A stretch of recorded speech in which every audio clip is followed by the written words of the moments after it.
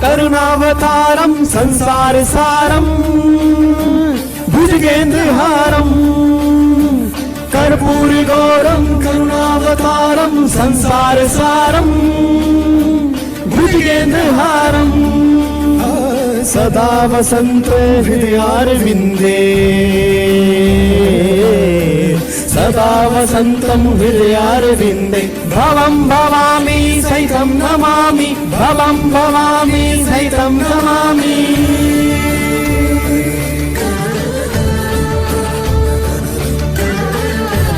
Good evening भाई, good evening good evening good evening सारे नु भाई की हाल चाल जी? वधिया हो सारे?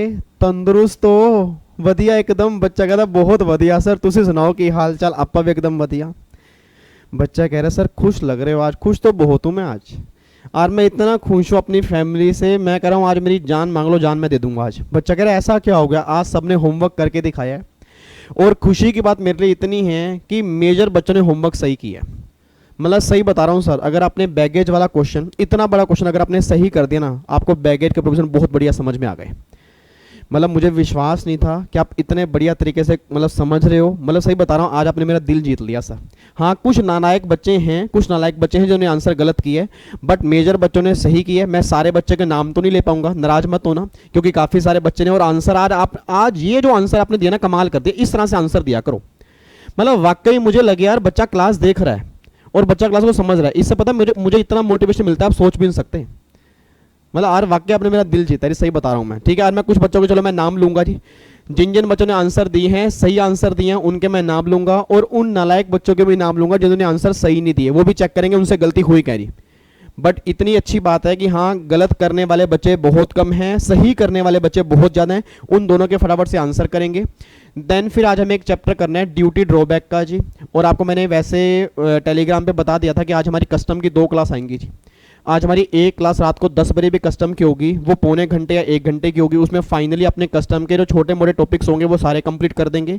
और अभी हम कंप्लीट करेंगे ड्यूटी ड्रॉबैक का चैप्टर जी। ठीक है, क्योंकि मैं नहीं चाहता सर खत्म करवाने में, तो मैं इसी क्लास में खत्म करवा दूंगा, बट फायदा नहीं, हम स्पीड फास्ट लेके चलें। जब इतना बढ़िया हमने कस्टम करा है, हर कॉन्सेप्ट हमने समझ के चला है, तो कोई बात नहीं, अगर 1 घंटा और भी लग जाएगा कोई दिक्कत वाली बात नहीं है जी। ठीक है, अच्छा और सुना ध्यान से।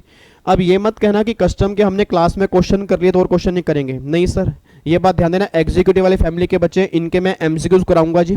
इसके एमसीक्यूज करवाने की रिस्पॉन्सिबिलिटी मेरी है। और प्रोफेशनल वाले बच्चे ध्यान दें, उनकी आज के बाद ना अभी 2-3 क्लास और आएंगी, उसके अंदर प्रैक्टिकल क्वेश्चंस भी हम करेंगे जी। तो प्रोफेशनल वाले बच्चे 2-3 क्लास करेंगे और एग्जीक्यूटिव वाले बच्चे आज रात को लास्ट क्लास उनकी है। प्रोफेशनल वालों की तो चल ही रही है, एग्जीक्यूटिव वाले बच्चों की लास्ट क्लास है। प्रोफेशनल वाले बच्चों को 2-3 दिन और रुकना पड़ेगा जी। ठीक है, और उनके प्रैक्टिकल क्वेश्चन करवाने की रिस्पॉन्सिबिलिटी मेरी है, वो भी टेंशन छोड़ दें जी बिल्कुल। ठीक है नी, लो जी इधर सुनो ध्यान से। अब एक बार आप जिस जिस बच्चे ने आंसर दिए हैं, एक बार मैं उनके नाम बोल देता हूँ जी। ये सामने अगर आपको नाम दिख रहे हो, अपना नाम यहाँ पे देखो जी, किन किन बच्चों का नाम यहाँ पे है। बच्चा कह रहा है ओ माय गॉड मेरा नाम यहाँ पे आ गया। एक बार चेक करते हैं किन किन के नाम है जी। मनीषा मोहन, आंसर बिल्कुल सही दिया जी आपने। दिव्या, अमन सिंह, हर्ष, सहदे। उसके बाद जी कुणाल, निशिकांत, नैन्सी गुप्ता, सदफ, गौरव, महिमा, सोनाली, इशिका, साई साक्षी, तेजस्विनी, मानसी और अंजलि। इन सब बच्चों के आंसर सही हैं। और भी मैं दोबारा कह रहा हूं, और भी कई बच्चों के आंसर सही होंगे। नाराज मत होना सर, क्योंकि कोई आंसर बहुत सारे थे, अगर मैं सारे आंसर लिखता ना काफी टाइम लग जाता। ठीक है, बट मुझे इतना प्राउड फील हुआ कि आप वाकई आज आप मुझे प्राउड फील करवाए जी। उसके बाद जो नालायक बच्चे हैं जी, आशीष वर्मा, आंसर गलत है आपका। आकाश, आंसर गलत है आपका। नंदिता, आपका भी आंसर गलत है। तो इन 3 बच्चों के आंसर गलत हैं और इन सारे बच्चों के आंसर सही हैं। और इवन और भी काफी सारे बच्चों के आंसर सही हैं जी। ठीक है, आप जब एक बार चेक करो फटाफट से आपने गलती की कहाँ है। जिनके सही भी है वो भी देखेंगे, जिनके गलत भी है वो भी एक बार चेक करेंगे। और फटाफट स्टार्ट करते हैं। इधर सुना ध्यान से। अब अगर मैं क्वेश्चन नंबर 1 की बात करूंगा ना सर, क्वेश्चन नंबर 1 ये आपके सामने है जी। अब क्वेश्चन आपके पास होगा, आंसर मैंने यहाँ पे लिखा हुआ है जी। क्वेश्चन आपके पास होगा, आंसर मैंने यहाँ पे लिखा हुआ है। एक बार मुझे फटाफट से अगर एक बैगेज के अगर एक बार रिवीजन करा दोगे, तो आपको मैंने कहा था कि अगर आप बाहर से इंडिया में आ रहे हो और अगर अपने साथ लगेज लेके आ रहे हो, तो उस लगेज में काफ़ी सारा सामान होगा। उसमें कुछ एग्जाम्ड होगा, कुछ टैक्सेबल होगा, पर्सनल इफेक्ट होंगे, एग्जाम्ड होंगे। ट्रैवल सोवनियर होंगे एग्जाम्ट होंगे, एक लैपटॉप क्या होगा एग्जाम्ट होगा, और अगर जो अनेक्स्चर 1 में होंगे उनकी पूरी वैल्यू टैक्सेबल होगी, और जो अनेक्स्चर 1 में नहीं होंगे उसमें 50,000 या 15,000 की लिमिट एप्लीकेबल होगी। वो डिपेंड करता है कि आप किस कंट्री से आ रहे हो। अगर आप किसी भी कंट्री से आ रहे हो, नेपाल भूटान म्यांमार छोड़ के, उस केस में नॉर्मल केस में 50,000 रुपए की लिमिट है, कुछ केस में लिमिट 15,000 रुपए की भी है। वो कब होगी? अगर आप फॉरेन ओरिजिन के टूरिस्ट हो जी, ठीक है। और अगर आप नेपाल भूटान से आ रहे हो उस केस में लिमिट आपकी 15,000 पे ही एप्लीकेबल होगी, बस ये बात ध्यान देना। और जो अनेक्स्चर 1 में कवर होंगे जी, अनेक्स्चर 1 वाले केस के अंदर मैंने कहा था कि अनेक्स्चर 1 में जो भी गुड्स कवर होंगे उनकी पूरी वैल्यू टैक्सेबल होगी। कुछ केस में 38 पॉइंट टैक्स लगेगा और कुछ केस में 110% टैक्स लगेगा। ये सारी बातें कल की क्लास के अंदर हमने की थी जी, ठीक है। अच्छा, और सुना ध्यान से, कस्टम के कंप्लीट नोट्स मैंने टेलीग्राम पे डाल दिए, कंबाइन करके आज ही डाले हैं मैंने। कस्टम के कंप्लीट नोट मैंने कंबाइन करके डाल दिए, अप्रोक्सीमेट 71 पेज के होंगे, उसको डाउनलोड कर लेना। आपका 100% पेपर जो होगा उस नोट्स में से कवर हो जाएगा, ये बात ध्यान देना जी, ठीक है जी। आओ जी एक बार फटाफट आंसर 1 चेक करो जी। अब आंसर 1 में पर्सनल इफेक्ट 90,000 के थे, ये क्या हो जाएंगे? एग्जाम्ट हो जाएंगे। देखो मैंने 3 कैटेगरी बनाई है जी, मैंने क्वेश्चन नंबर 1 में 3 कैटेगरी बनाई है। एक तो फुली एग्जाम्ट वाली कैटेगरी हो गई, एक जो जीएफए में कवर होंगे, जीएफए का मतलब क्या होता है? जनरल फ्री अलाउंस, मतलब 50,000 की जो लिमिट होगी उसमें जो कवर होंगे उसकी कैटेगरी अलग है। और जो अनेक्स्चर 1 वाले होंगे जो जीएफए में कवर नहीं होंगे, जिसकी पूरी वैल्यू टैक्सेबल होगी, उसकी थर्ड कैटेगरी मैंने अलग बना दी है। पर्सनल इफेक्ट फुली एग्जाम्ट है, उसके अंदर चलेगा जी। ट्रैवल सोवनियर एग्जाम्ट है 50,000 के, लैपटॉप जो हो गया एग्जाम्ट हो गया 80,000 का, ये 2,20,000 रुपए की वैल्यू क्या होगी? फुली एग्जाम्ट, इस पे कोई भी ड्यूटी पे नहीं करनी, बस ये बात ध्यान दो। फिर जीएफए में क्या क्या कवर होगा जी? एक तो म्यूजिक सिस्टम 20,000 पे, 100 सिगरेट, वैसे आपकी सिगरेट 125 है जी, वैसे आपकी सिगरेट 125 है, बट आपकी 100 तक की सिगरेट जो होंगी अनेक्स्चर 1 में कवर नहीं होंगी, 100 से ऊपर वाली सिगरेट अनेक्स्चर 1 में कवर होंगी, तो 100 सिगरेट जो होंगी वो 50,000 की लिमिट के अंदर आएंगी। तो 100 सिगरेट आपकी 10,000 रुपए की बनेगी, क्योंकि अगर 125 सिगरेट 12,500 रुपए की हैं तो 100 सिगरेट कितने की बन गई? 10,000 रुपए की। आपके 10,000 रुपए के आगे 2 लीटर वाइन, 2 लीटर दारू जी, 2 लीटर शराब कितने की? 60,000 रुपए की, 50,000 रुपए की लिमिट के अंदर आ गई। एक मोबाइल है 10,000 रुपए का। अब ज्वेलरी यहाँ पे 30,000 रुपए लिखी है जी। अब ज्वेलरी मैंने 30,000 रुपए क्यों लिखी है? क्योंकि वैसे आपकी 80,000 की ज्वेलरी है, बट याद करो कल की क्लास के अंदर हमने एक ज्वेलरी वाला रूल नंबर 5 किया था कि अगर आप 1 साल के बाद इंडिया में आ रहे हो, सर जो क्वेश्चन नंबर 1 था उसमें 1 साल के बाद इंडिया में आ रहा है। अब अगर 1 साल के बाद इंडिया में आ रहे हो और मैन हो तो 20 ग्राम और 50,000 विच एवरेज लेस। मैंने कहा था कि अगर 1 साल के बाद आओगे तो 20 ग्राम और 50,000 विच एवरेज लेस। अब सोच के बोला ज्वेलरी 18 ग्राम की है, वैल्यू 80,000 रुपये है, तो 50,000 रुपये तो वहीं एग्जाम्ट हो गए। अब जो 50,000 रुपये वहां एग्जाम्ट हो गए तो जो बैलेंस 30,000 बचेंगे वो 50,000 की लिमिट के अंदर आ जाएंगे। तो देखो 30,000 रुपये की ज्वेलरी, मैंने ऊपर एक स्टार बना दिया, इस स्टार को डिफाइन कर दे कि ज्वेलरी 80,000 की है, 50,000 रुपये एग्जाम्ट हो गई रूल नंबर 5 में, 30,000 रुपये की ज्वेलरी आपके यहाँ पे कवर हो गई। फिर आपके 20 सिगार हैं, 25 अगर ऊपर सिगार होते हैं अनेक्स्चर 1 में जाते, 20 सिगार हैं इट मींस अनेक्स्चर 1 में कवर नहीं होंगे, लिमिट में कवर होंगे, आपके 20,000 के यहाँ पे आ गए। अब 1,50,000 रुपये टोटल वैल्यू बन गई 1,50,000 पे, उसमें 50,000 का जीएफए माइनस कर दिया। सर मैंने 50,000 रुपये का जीएफए माइनस क्यों किया? क्योंकि वो इंडिया का रेजिडेंट है जी। अगर जब मैं दोबारा कह रहा हूँ जी, अगर जब तक वो क्वेश्चन में स्पेसिफाई नहीं होगा कि वो टूरिस्ट है फॉरेन ओरिजिन का, तब तक 15,000 रुपये की लिमिट नहीं लेनी, नहीं तो हर केस में 50,000 रुपये की लिमिट लेंगे। और आप चेक करो सर, जो कंट्री थी वो नेपाल भूटान और म्यांमार के अलावा थी। अगर नेपाल भूटान की बात करता उस केस में 15,000 रुपये की लिमिट एप्लीकेबल होती, बस ये पर ध्यान दो। लिमिट एप्लीकेबल कितनी होगी? 50,000 रुपये की, तो 1.5 लाख में से 50,000 गए 1 लाख रुपये, तो 1 लाख का 38.5 38,500 रुपये, ये आपकी ड्यूटी निकल के आ गई। अभी गेम खत्म नहीं हुई सर। अब अगर 25 सिगरेट हैं, क्योंकि 125 थी, 25 सिगरेट हैं, 25 सिगरेट कितने की होगी? 2,500 रुपये की। अब अगर सिगरेट की बात करूंगा, आपको मैंने पहले भी कहा था फायर आर्म्स हो गए, सिगरेट हो गया, सिगार हो गया, टबैको हो गया जी, उस केस में जो ड्यूटी एप्लीकेबल होगी वो 110% होगी। मतलब 100% प्लस में 10% सोशल वेलफेयर सरचार्ज हो गया, 110% हो गया, तो 2,750 रुपये की आपकी ड्यूटी निकल के आ गई। मतलब 2,500 रुपये की वैल्यू है। कमाल की बात देखो, 2,500 रुपये की वैल्यू है, 2,750 रुपये की ड्यूटी देनी पड़ रही है। मैं दोबारा कह रहा हूं सर, वैल्यू 2,500 रुपये की है, वैल्यू 2,500 रुपये की है, बट 2,750 रुपये की ड्यूटी देनी पड़ रही है। उसके बाद चेक करो जी, एलईडी एलसीडी हो गया 40,000 रुपये का, उस पर क्या लगेगा? 38.5 लगेगा, 15,400 रुपये की ये ड्यूटी आ गई। तो 38,500 रुपये की ये हो गई, 15,400 रुपये हो गई, 2,750 रुपये हो गई, 56,650 रुपये की ये ड्यूटी निकल के आ गई। क्वेश्चन नंबर 1 आ रहा है जी। बताओ, ये इतना आसान क्वेश्चन था और सर मतलब मुझे इतना अच्छा लगा ना, इतना अच्छा लगा कि मेजर बच्चों ने आंसर सही दिया वाकई। मतलब कल मुझे फील हुआ कि आपको प्रोविजन समझ में आ रहे हैं जी, ठीक है। और इतना कॉम्प्लिकेटेड क्वेश्चन इतना कॉम्प्लिकेटेड क्वेश्चन अगर आप पहली बार में सही कर रहे हो ना, कमाल कर दिया जी आपने, वाकई कमाल कर दिया। ठीक है जी, लो जी, ये हमारा आंसर नंबर 1 है जी। उम्मीद करूंगा आंसर नंबर 1 समझ में आ गया। नहीं आया तो कमेंट बॉक्स में डाल देना, दूसरे बच्चे उसका रिप्लाई करेंगे, नहीं तो फिर मैं रिप्लाई कर दूंगा, टेंशन मत लेना जी। ठीक है, बाकी सिंपल सी बात है जी, फुली एग्जाम्ड वाले अलग निकाल दिए, जीएफए की लिमिट वाले अलग निकाल दिए, अनेक्शर 1 वाले अलग निकाल दिए, अनेक्शर 1 पे अलग ड्यूटी निकाल दी, जीएफए के अंदर 50,000 रुपये माइनस करके बैलेंस पे ड्यूटी निकाल दी, फुली एग्जाम्ड वाले पे कोई ड्यूटी एप्लीकेबल नहीं होगी, वो सारे के सारे एग्जाम्ड हो जाएंगे जी। ये हो गया आंसर नंबर 1। अब आंसर नंबर 1 के बाद ना आंसर नंबर 2 है, आंसर नंबर 2 पे आओ जी। आंसर नंबर 2 की भी 2 कैटेगरी 3 कैटेगरी है, फुली एग्जाम्ड हो गया, जीएफए कवर हो गया, जीएफए नोट कवर हो गया। सर एक बात मुझे सोच के बताना, अब आंसर नंबर 2 के अंदर ना फर्क पता क्या रहा है? आंसर नंबर 2 में अगर आपने क्वेश्चन ध्यान से पढ़ा हो, वो 1 साल के अंदर अंदर इंडिया में आ रहा है। अब सोच के बोला जी, अगर वो 1 साल के अंदर इंडिया में कवर होगा तो मैंने कहा था उस केस में ज्वेलरी वाला रूल नंबर 5 एप्लीकेबल नहीं होगा। मेरे बच्चे एक बात बताओ, जो ज्वेलरी वाला रूल नंबर 5 है वो एप्लीकेबल कब होता है? जो ज्वेलरी वाला रूल नंबर 5 है, मुझे फटाफट से बोलो जी, जो ज्वेलरी वाला रूल नंबर 5 एप्लीकेबल कब होगा? अगर आप 1 साल के बाद आ रहे हो। अगर आप 1 साल के बाद आओगे उस केस में रूल नंबर 5 लगेगा। आपने इस क्वेश्चन में चेक किया हो, मेरे ख्याल से वो 6 महीने के अंदर इंडिया में आ रहा है। अब अगर वो 6 महीने के बाद इंडिया में आ रहा है उस केस में रूल नंबर 5 एप्लीकेबल नहीं है, इट मींस ज्वेलरी वाला रूल एप्लीकेबल नहीं है। और अगर ज्वेलरी वाला रूल एप्लीकेबल नहीं होगा तो फिर नॉर्मल 50,000 रुपए की ही लिमिट एप्लीकेबल होगी, अलग से 50,000 रुपए की लिमिट एप्लीकेबल नहीं होगी। आओ जी एक बार चेक करना, पर्सनल इफेक्ट 1 लाख रुपए के थे, एग्जम्प्ट है।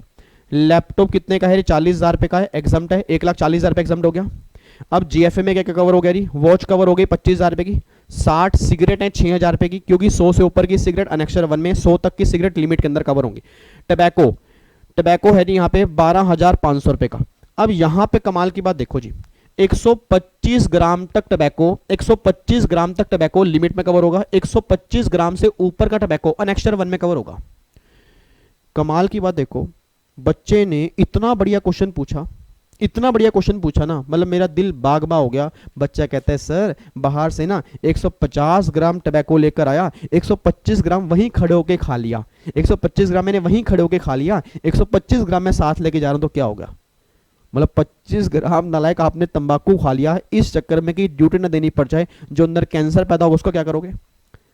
मतलब 25 ग्राम के ड्यूटी देने के चक्कर में बच्चा कह रहा है मैं अंदर कैंसर पैदा कर लूंगा। मतलब कैसे? मतलब सोचना, मतलब कभी सोचना, क्या ऐसे कभी एग्जाम में क्वेश्चन बनेंगे? मतलब आपके दिमाग में तो फिर ये भी क्वेश्चन आएगा सर 101 सिगरेट लाया था, एक सिगरेट मैंने वहीं पे खड़े होकर डिपार्टमेंट के सामने फूंक दी, डिपार्टमेंट वाले सामने खड़े हैं, मैंने कहा रुक अभी रुक, 100 सिगरेट है ना, 101 सिगरेट पे मैं कहा 101 ये 101 वाली सिगरेट है,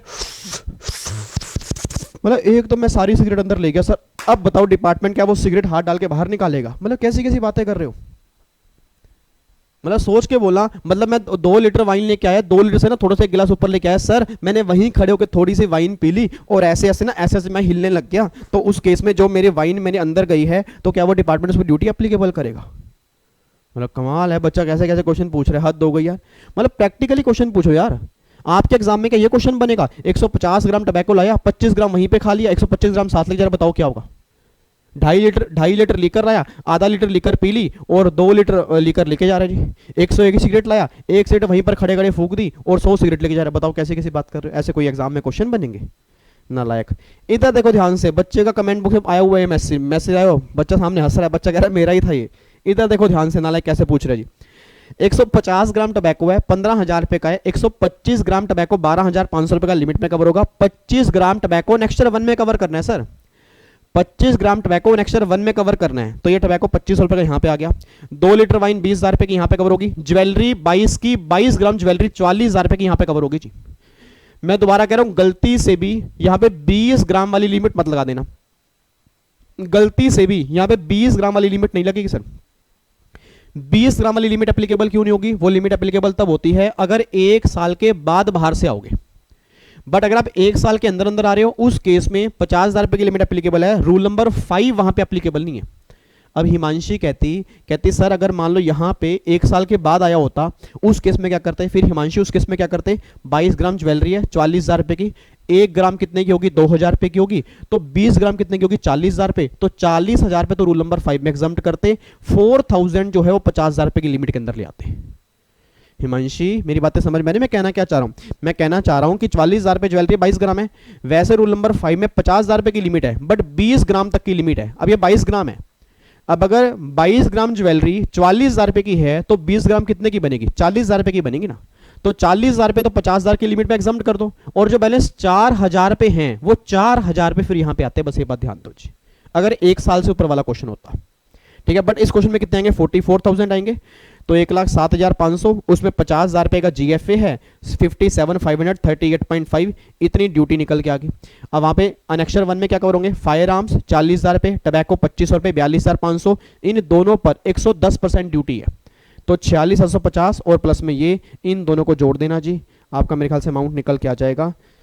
ये कितना निकल के आएगा? 46,750 प्लस में 22,137.5, तो ये आएगा 68,887.5। ये ड्यूटी निकल के आएगी। बताओ है क्या सर? इतना गिरा हुआ क्वेश्चन है जी, ठीक है। ये हमारा एग्जाम्पल नंबर 2 है। अब इसमें कोई डाउट, कोई दिक्कत, कोई परेशानी, कुछ भी अजीब लग रहा है बताओ जी। आया क्वेश्चन करने मजा? अब झूठ मत बोलना, बैगेर का चैप्टर समझ में आ गया? तो सर देखो सिंपल सी बात है, लो पढ़ने के 2 तरीके होते हैं, या तो रट लो या समझ लो। तो मैं पूरी कोशिश कर रहा हूं आपको समझाने की कि आप समझ के चलोगे तो लाइफ में हमेशा ध्यान रहेगा, रट के चलोगे तो 1 हफ्ते के बाद भूल जाओगे। और जो मैंने हैंड रिटन नोट्स बना के दिए हैं, वो नोट्स मैंने बना के ही इसलिए दिए हैं ताकि रिवीजन में आसानी हो जाए आपको। हाँ, कुछ मैंने नोट्स आपके एडिशनल अटैच किए हैं, वो हैंड रिटन नहीं है, वो पीडीएफ फॉर्म में है, वो आज रात को 10 बजे हमें कर रहे हैं, और कुछ पॉइंट्स आपको सेल्फ रीड करने पड़ेंगे जी, ठीक है नी। तो लो जी, अब जाके फाइनली हमारा बैगेज वाला चैप्टर कंप्लीट हो गया विद क्वेश्चन। उम्मीद करूंगा बैगेज वाला चैप्टर समझ में आ गया जी, कोई दिक्कत तो नहीं है। अब बिना बात के ना यहाँ पे दिमाग चलाने की कोशिश मत करना। जैसे बच्चे ने दिमाग चलाया कि अगर 125 ग्राम है, 150 ग्राम है तो ये खा लिया तो क्या होगा? सर मैं सिंपल सी बात कर रहा हूँ सर, एग्जाम में बिल्कुल सिंपल क्वेश्चन बनेगा, एग्जाम में बिल्कुल सिंपल क्वेश्चन बनेगा, उसके बेस पे बस आपको आंसर देना है।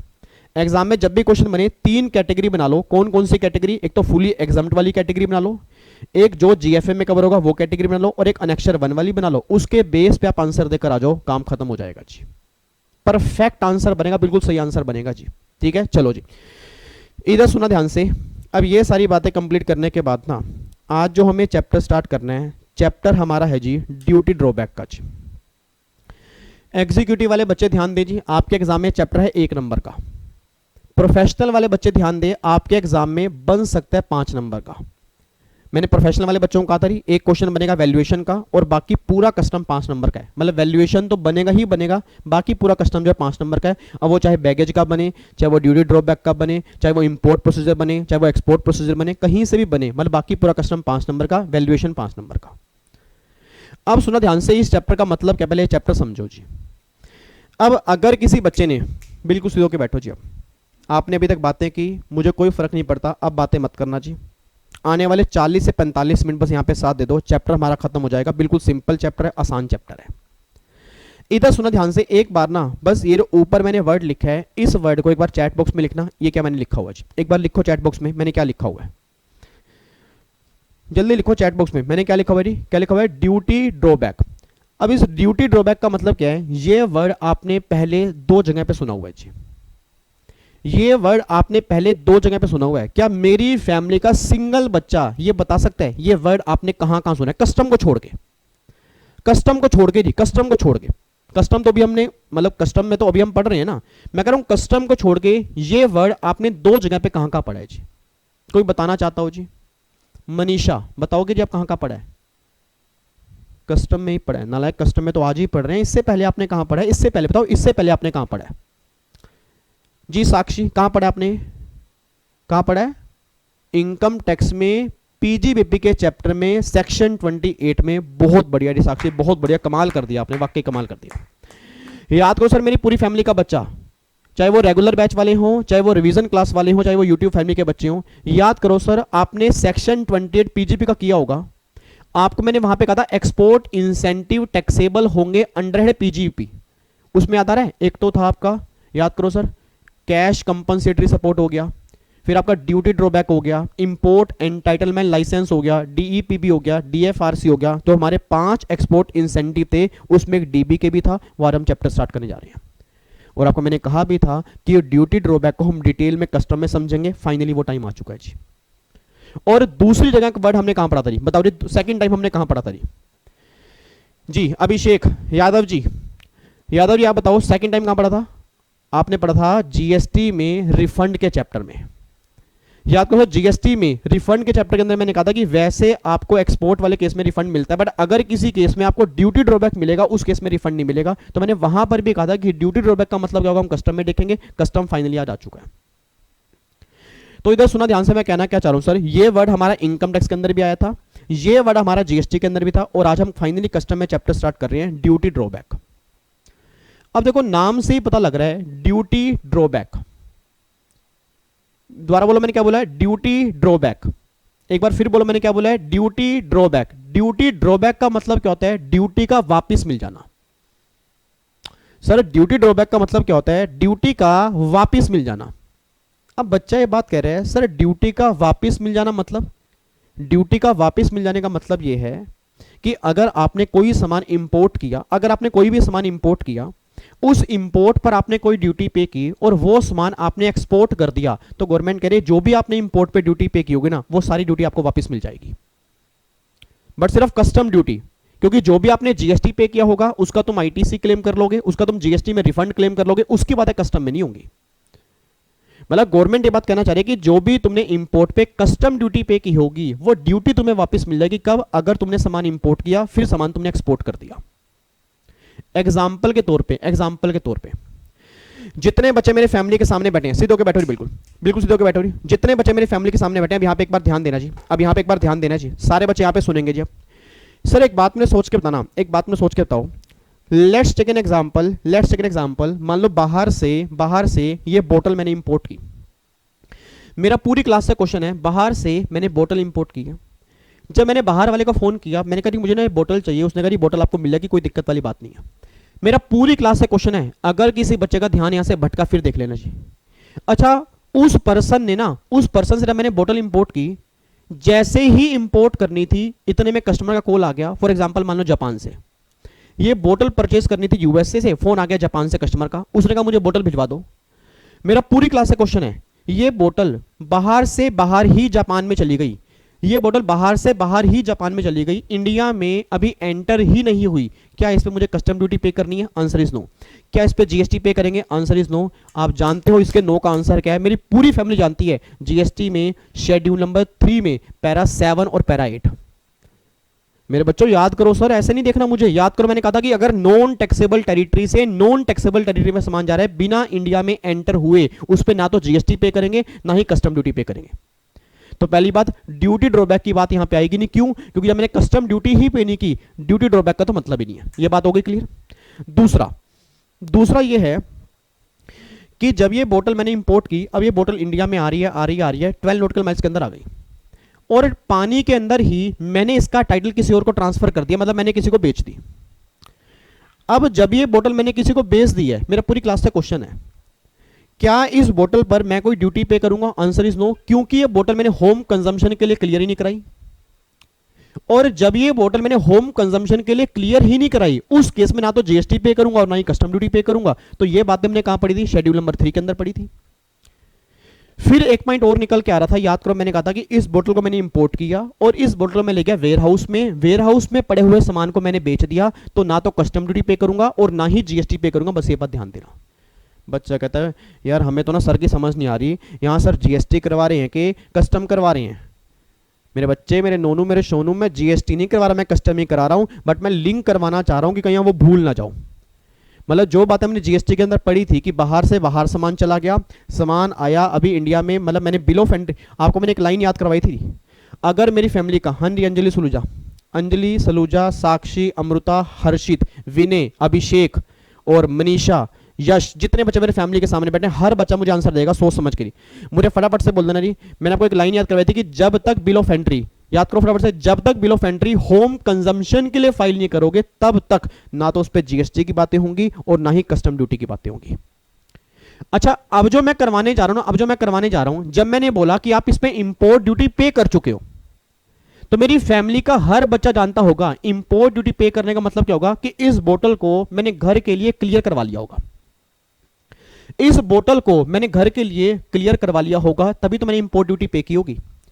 अब सुनना, मैं ध्यान से कहना क्या चाह रहा हूं, अब सुनना जी। ये बाहर से ना मैंने बोतल मंगाई, बाहर से, हेलो इधर देखो, बाहर से मैंने बोतल मंगाई, अब ये बोतल इंडियन पोर्ट पे आ गई, ये बोतल इंडियन पोर्ट पे आ गई जी। अगर मेरी फैमिली के किसी बच्चे को यहाँ पे पड़ी हुई बोतल दिख रही है, देखो ये बोतल पड़ी है, ये बोतल पड़ी है, इंडियन पोर्ट पे आ गई। अब यहाँ पे बाबूजी ने मुझे कॉल किया, उसने कहा विवेक तुम्हारी ना बोतल यहाँ पे आ चुकी है, इस बोतल को यहाँ से क्लियर करवा लो और इस बोतल को यहाँ पे घर ले जाओ। मैं कहा ठीक है जी। मैंने क्या किया होगा, फटाफट से बोला जी अगर डायरेक्टली सामान मुझे घर लेके आना है तो सेक्शन 46 की व्हाइट कलर की बिल ऑफ एंट्री फाइल की होगी। मेरे बच्चे याद करो सर, अब तो सारा कस्टम मैं कह रहा हूँ नस नस में समा चुका होगा आपके। मैं कह रहा हूं अगर अभी लाल पैथ वाले आके ना ब्लड टेस्ट भी कर लेना, अंदर से कस्टम ही निकलेगा, सही बता रहा हूं मैं। और हो सके तो जीएसटी भी साथ में निकले, हो सके तो इनकम टैक्स भी आ जाए बीच में, पूरा टैक्स ही बाहर से निकल जाए, अंदर खून ही ना हो, सारा टैक्स ही चल रहा हो, कोई बड़ी बात नहीं है सर। इधर सुना, मैं ध्यान से कहना क्या चाह रहा हूं, व्हाइट कलर की बिल ऑफ एंट्री फाइल करोगे, यस फाइल करोगे। अब जब बिल ऑफ एंट्री फाइल करोगे उस पर वैल्यू निकालोगे, ड्यूटी निकालोगे, ड्यूटी पे करोगे। मैंने क्या किया, बिल ऑफ एंट्री फाइल की और मैंने ड्यूटी पे करके, ये जैसे ही ड्यूटी पे की और ये ड्यूटी पे करके अब मैं ये बोतल घर लेके आ रहा हूं। मैंने बिल ऑफ एंट्री फाइल कर दी, ड्यूटी पे कर दी, अब ये बोतल मैं घर लेके आ रहा हूं, इस बोतल को मैं घर लेके आ गया। अब अभी मैं घर लेके ही आया था मेरे बच्चे, अभी मैं घर लेके ही आया था, मैंने घर में लाके बोतल रखी ही थी, मेरा मोबाइल बज गया। तो मोबाइल बजा ट्रिंग ट्रिंग ट्रिंग ट्रिंग ट्रिंग ट्रिंग, मोबाइल बज गया मेरा। तो मैंने कहा ये फोन पता नहीं बाहर से किसी का फोन आ रहा है, मैं कहा देखता हूँ किसका फोन है। तो उसने कहा भाई साहब वीजी करियाना स्टोर बोल रहे हैं।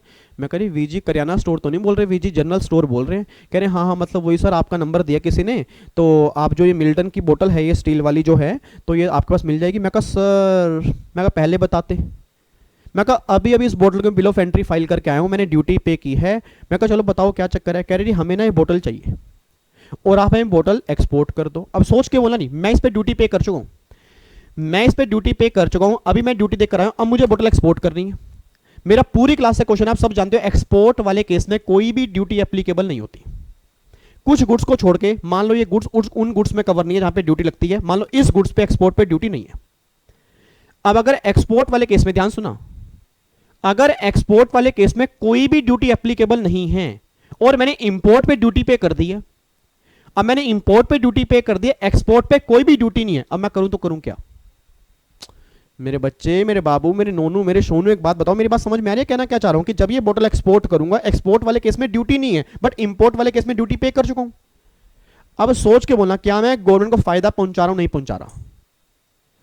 पहले मेरे को ये बताओ, क्या मैं गवर्नमेंट को फायदा पहुंचा रहा हूं, नहीं पहुंचा रहा? यस, फायदा पहुंचा रहा हूं सर, ऐसे मत को नहीं पहुंचा रहा, मैं फायदा पहुंचाता रहा हूं। क्यों? क्योंकि जब मैं एक्सपोर्ट करूंगा, फॉरेन रिजर्व इंडिया में लेके आऊंगा, फॉरेन रिजर्व इंडिया अंदर लेके आऊंगा, इंडिया ग्रो करेगा। तो अब गवर्नमेंट मुझे कहते हैं विवेक टेंशन मत ले, कि अगर ये बोतल तूने इंपोर्ट की, हेलो, अगर ये बोतल तूने इंपोर्ट की और इस बोतल पे तो इंपोर्ट ड्यूटी पे कर चुका है, इस बोतल पे तो इंपोर्ट ड्यूटी पे कर चुका है, और ये बोतल एज सच ही, मतलब जैसे ही तूने इंपोर्ट की वैसे की वैसे ही तूने एक्सपोर्ट कर दी, बिना यूज किए, बिना यूज किए। मैंने ये नहीं कहा नालायक को बिना हाथ लगाए, ऑब्वियस बात है हाथ तो लगाना पड़ेगा ना, बिना यूज किए। बिना यूज का मतलब क्या है? इसको मैंने खोल के इसमें पानी भरा, पानी पीना स्टार्ट कर दिया, आराम से यूज किया, फिर एक्सपोर्ट की तो बात अलग होगी। मैंने क्या बोला? जैसे ही बोतल आई वैसे की वैसे ही एज सच ही मैंने एक्सपोर्ट कर दी। तो गवर्नमेंट कहते विवेक, फिर जितनी तूने इंपोर्ट ड्यूटी पे की होगी ना, उसका 98% हमसे ड्यूटी वापस ले ले, उसका 98%। मतलब अगर तूने 100 रुपए की इंपोर्ट ड्यूटी पे की होगी, अगर तूने 100 रुपए की इंपोर्ट ड्यूटी पे की होगी तो 98 रुपीज हमसे वापस ले ले। बच्चा कह रहा है 2 रुपए क्यों काटे? गवर्नमेंट कह रही भाई हमारा भी तो एडमिनिस्ट्रेशन बैठे ना, हमारी भी तो मैनेजमेंट बैठी है, हमारे भी तो ऑफिसर बैठे हैं, उनकी भी तो सैलरी है, तो 2% हमने उनके लिए काटे हैं, 98% तो ड्यूटी वापस ले ले, हमें कोई दिक्कत नहीं। बट कब? अगर ये एज सच ही तूने एक्सपोर्ट की है, मतलब जैसे ही बोतल आई तूने वैसे ही एक्सपोर्ट कर दी बिना यूज किए, तो 98% ड्यूटी वापस ले लियो। ये है ड्यूटी ड्रॉबैक का पहला कॉन्सेप्ट। अब बच्चा कहता है सर, जैसे मान लो आपने इस बोतल को लेके आए, तो अभी उसका कॉल नहीं आया, आपने आराम से बोतल यूज करना स्टार्ट किया, 3-4 महीने यूज की, 4-5 महीने यूज की, फिर कॉल आ गया, और फिर कॉल आ गया, आपने इस बोतल को 5 महीने यूज किया। अब अगर इस बोतल को 5 महीने यूज किया और फिर कॉल आ गया कि हमें बोतल चाहिए, तो अगर 5 महीने यूज करने के बाद फिर ये बोतल एक्सपोर्ट करोगे, क्या एक्सपोर्ट पॉसिबल है? बिल्कुल एक्सपोर्ट पॉसिबल है, वो लेने को तैयार बैठा है। मैंने उससे बता दिया, मैंने कहा मैंने 5 महीने यूज कर लिया है। कह रहा कोई दिक्कत वाली बात नहीं है सर, कह रहा कोई दिक्कत वाली बात नहीं है, मुझे ये बोतल चाहिए, चाहे 5 महीने क्या, आपने अगर 10 महीने भी यूज की होती, मुझे बोतल चाहिए। मैं 5 महीने यूज करने के बाद फिर बोतल दे रहा हूं, तो क्या सारी इंपोर्ट ड्यूटी, सोच के बोला, क्या सारी इंपोर्ट ड्यूटी मुझे वापस मिलनी चाहिए? Answer is no.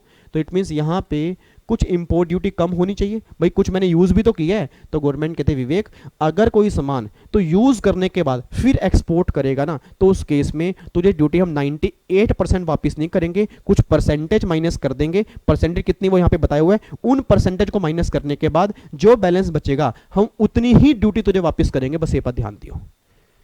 जैसे याद करो सर, मेरे बच्चे, और मेरा भिंडी, मेरा तोरी कलर का बच्चा सामने बैठा, देखो एक तो ना इतने क्यूट क्यूट से बच्चे बन के बैठते हैं, गुलदस्ते टाइप से। सारी सब्जियां मेरे को लगता है, कोई बंद गोभी है, कोई गोभी है, कोई पलवल है, कोई खीरा है, कोई कद्दू है, कोई ककड़ी है, सब कलर के बच्चे देख लो मेरे सामने बैठे हैं। इतने अच्छे बच्चे बन के बैठे हैं, मजा आता है तुम्हें देख के।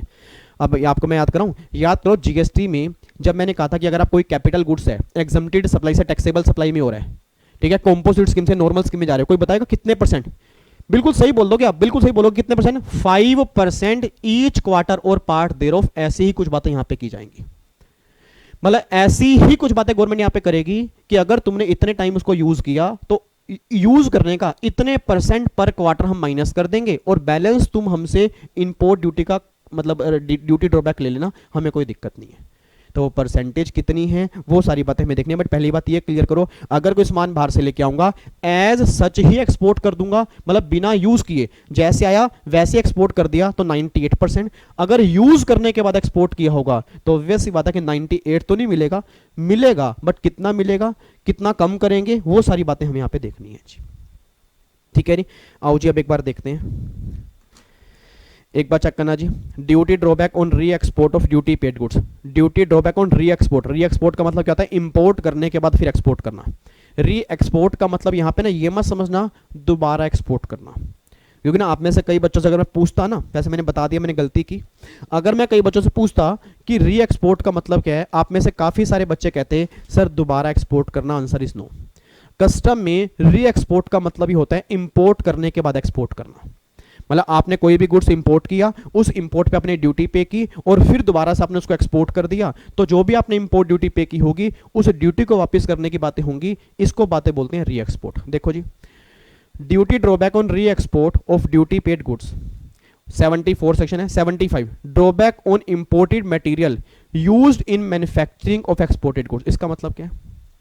एक तो होता है जो सामान आप लेकर आए, एक तो जो सामान आप लेकर आए उसको आपने एज सच ही एक्सपोर्ट कर दिया या यूज करने के बाद फिर आपने एक्सपोर्ट किया। एक होता है जो सामान आप लेकर आए उसको आपने किसी गुड्स की मैन्युफैक्चरिंग में यूज कर दिया। मतलब मैं बाहर से कपड़ा लाया, बहुत ध्यान सुनो जी, मैं बाहर से प्लास्टिक लाया, मैं बाहर से कपड़ा लाया, उस कपड़े से बनाई मैंने शर्ट, उस शर्ट को कर दिया एक्सपोर्ट।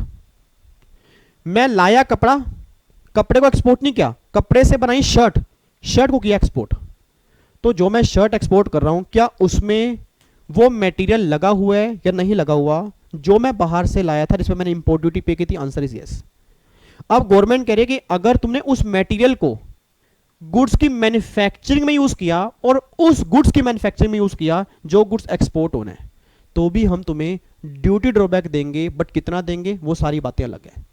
तो पहली बात ध्यान रखना जी, ड्यूटी ड्रॉबैक 3 केस के अंदर मिलेगा जी। ड्यूटी ड्रॉबैक 3 केस के अंदर मिलेगा। कई बच्चे तो माथा पकड़ के बैठ गए, कह रहे भाई यहाँ ना, यहाँ थोड़ी सी दर्द हो रही है, ये बिल्कुल सीधा ना मालिश कर दे तेल की, यहाँ दर्द होनी स्टार्ट हो गई है। ऐसे क्या दर्द हो गई भाई? मैंने अभी तक कराया ही क्या है? मैंने सिंपल सी बात बोली है, ड्यूटी ड्रॉबैक का मतलब होता है मेरे बच्चे कि जो भी आपने सामान इंपोर्ट किया उस पर अगर आपने इंपोर्ट ड्यूटी पे की है, उस इंपोर्ट ड्यूटी को गवर्नमेंट वापस करने की बात कर रही है। क्यों वापस करने की बात कर रही है? क्योंकि गवर्नमेंट कह रही है जब तुम सामान एक्सपोर्ट करोगे, बाहर से पैसा इंडिया में लेके आओगे, हमें फायदा होगा, हम तुम्हें फायदा पहुंचाना चाह रहे हैं, हम तुम्हारे पर बर्डन नहीं डालना चाहते। इसलिए अगर वो सामान वैसे का वैसा ही एक्सपोर्ट कर दिया तो 98% वापस ले लो, अगर कुछ यूज करने के बाद किया तो कुछ परसेंटेज माइनस करके ले लो, और अगर उस सामान को तुमने मैन्युफैक्चरिंग में यूज किया, फिर कोई नया गुड्स आपने एक्सपोर्ट किया जिसमें वो मटेरियल लगा हुआ है जो तुमने मतलब बाहर से लेकर आए थे, उस केस में भी तुम्हें ड्यूटी ड्रॉबैक मिलेगा। बट कितना मिलेगा वो चेक करना पड़ेगा जी। आओ जी एक बार अब यहां पे देखो जी, सबसे पहला सेक्शन नंबर 74 दिखाने जा रहा हूं जी। ये आपका 74 है। देखो क्या कह रहे हैं, 74(1) और 74(2) याद करना है जी। 74(1), 74(2). 74(1) मतलब section number 74 sub section 1, section number 74 sub section 2। अब 74(1) कह रहा है export as such, export as such मतलब, कोई बताएगा एज सच का मतलब क्या है? कोई ये बता दे एज सच का मतलब क्या? एज सच का मतलब ये है कि जो सामान आप लेकर आए, जैसा सामान आप लेकर आए वैसे का वैसा ही आपने एक्सपोर्ट कर दिया। जैसे मैंने क्या कहा कि बाहर से बोतल लेकर आया, अभी बोतल लाके रखी थी, फोन आ गया और एज सच ही मैंने एक्सपोर्ट कर दी है, उस केस में गवर्नमेंट कहती है देखो जी एक्सपोर्ट कैसे की है, चाहे वो नॉर्मल एक्सपोर्ट की है, चाहे बैगेज के थ्रू की है, चाहे पोस्ट के थ्रू की है, तो जो भी आपने इंपोर्ट ड्यूटी पे की होगी उसका 98% जो होगा वो तुम्हें क्या मिल जाएगा, ड्यूटी वापस मिल जाएगी जी। मतलब जो तुमने ड्यूटी पे की होगी उसका 98% तुम ड्यूटी वापस ले सकते हो, बस ये बात ध्यान दो जी।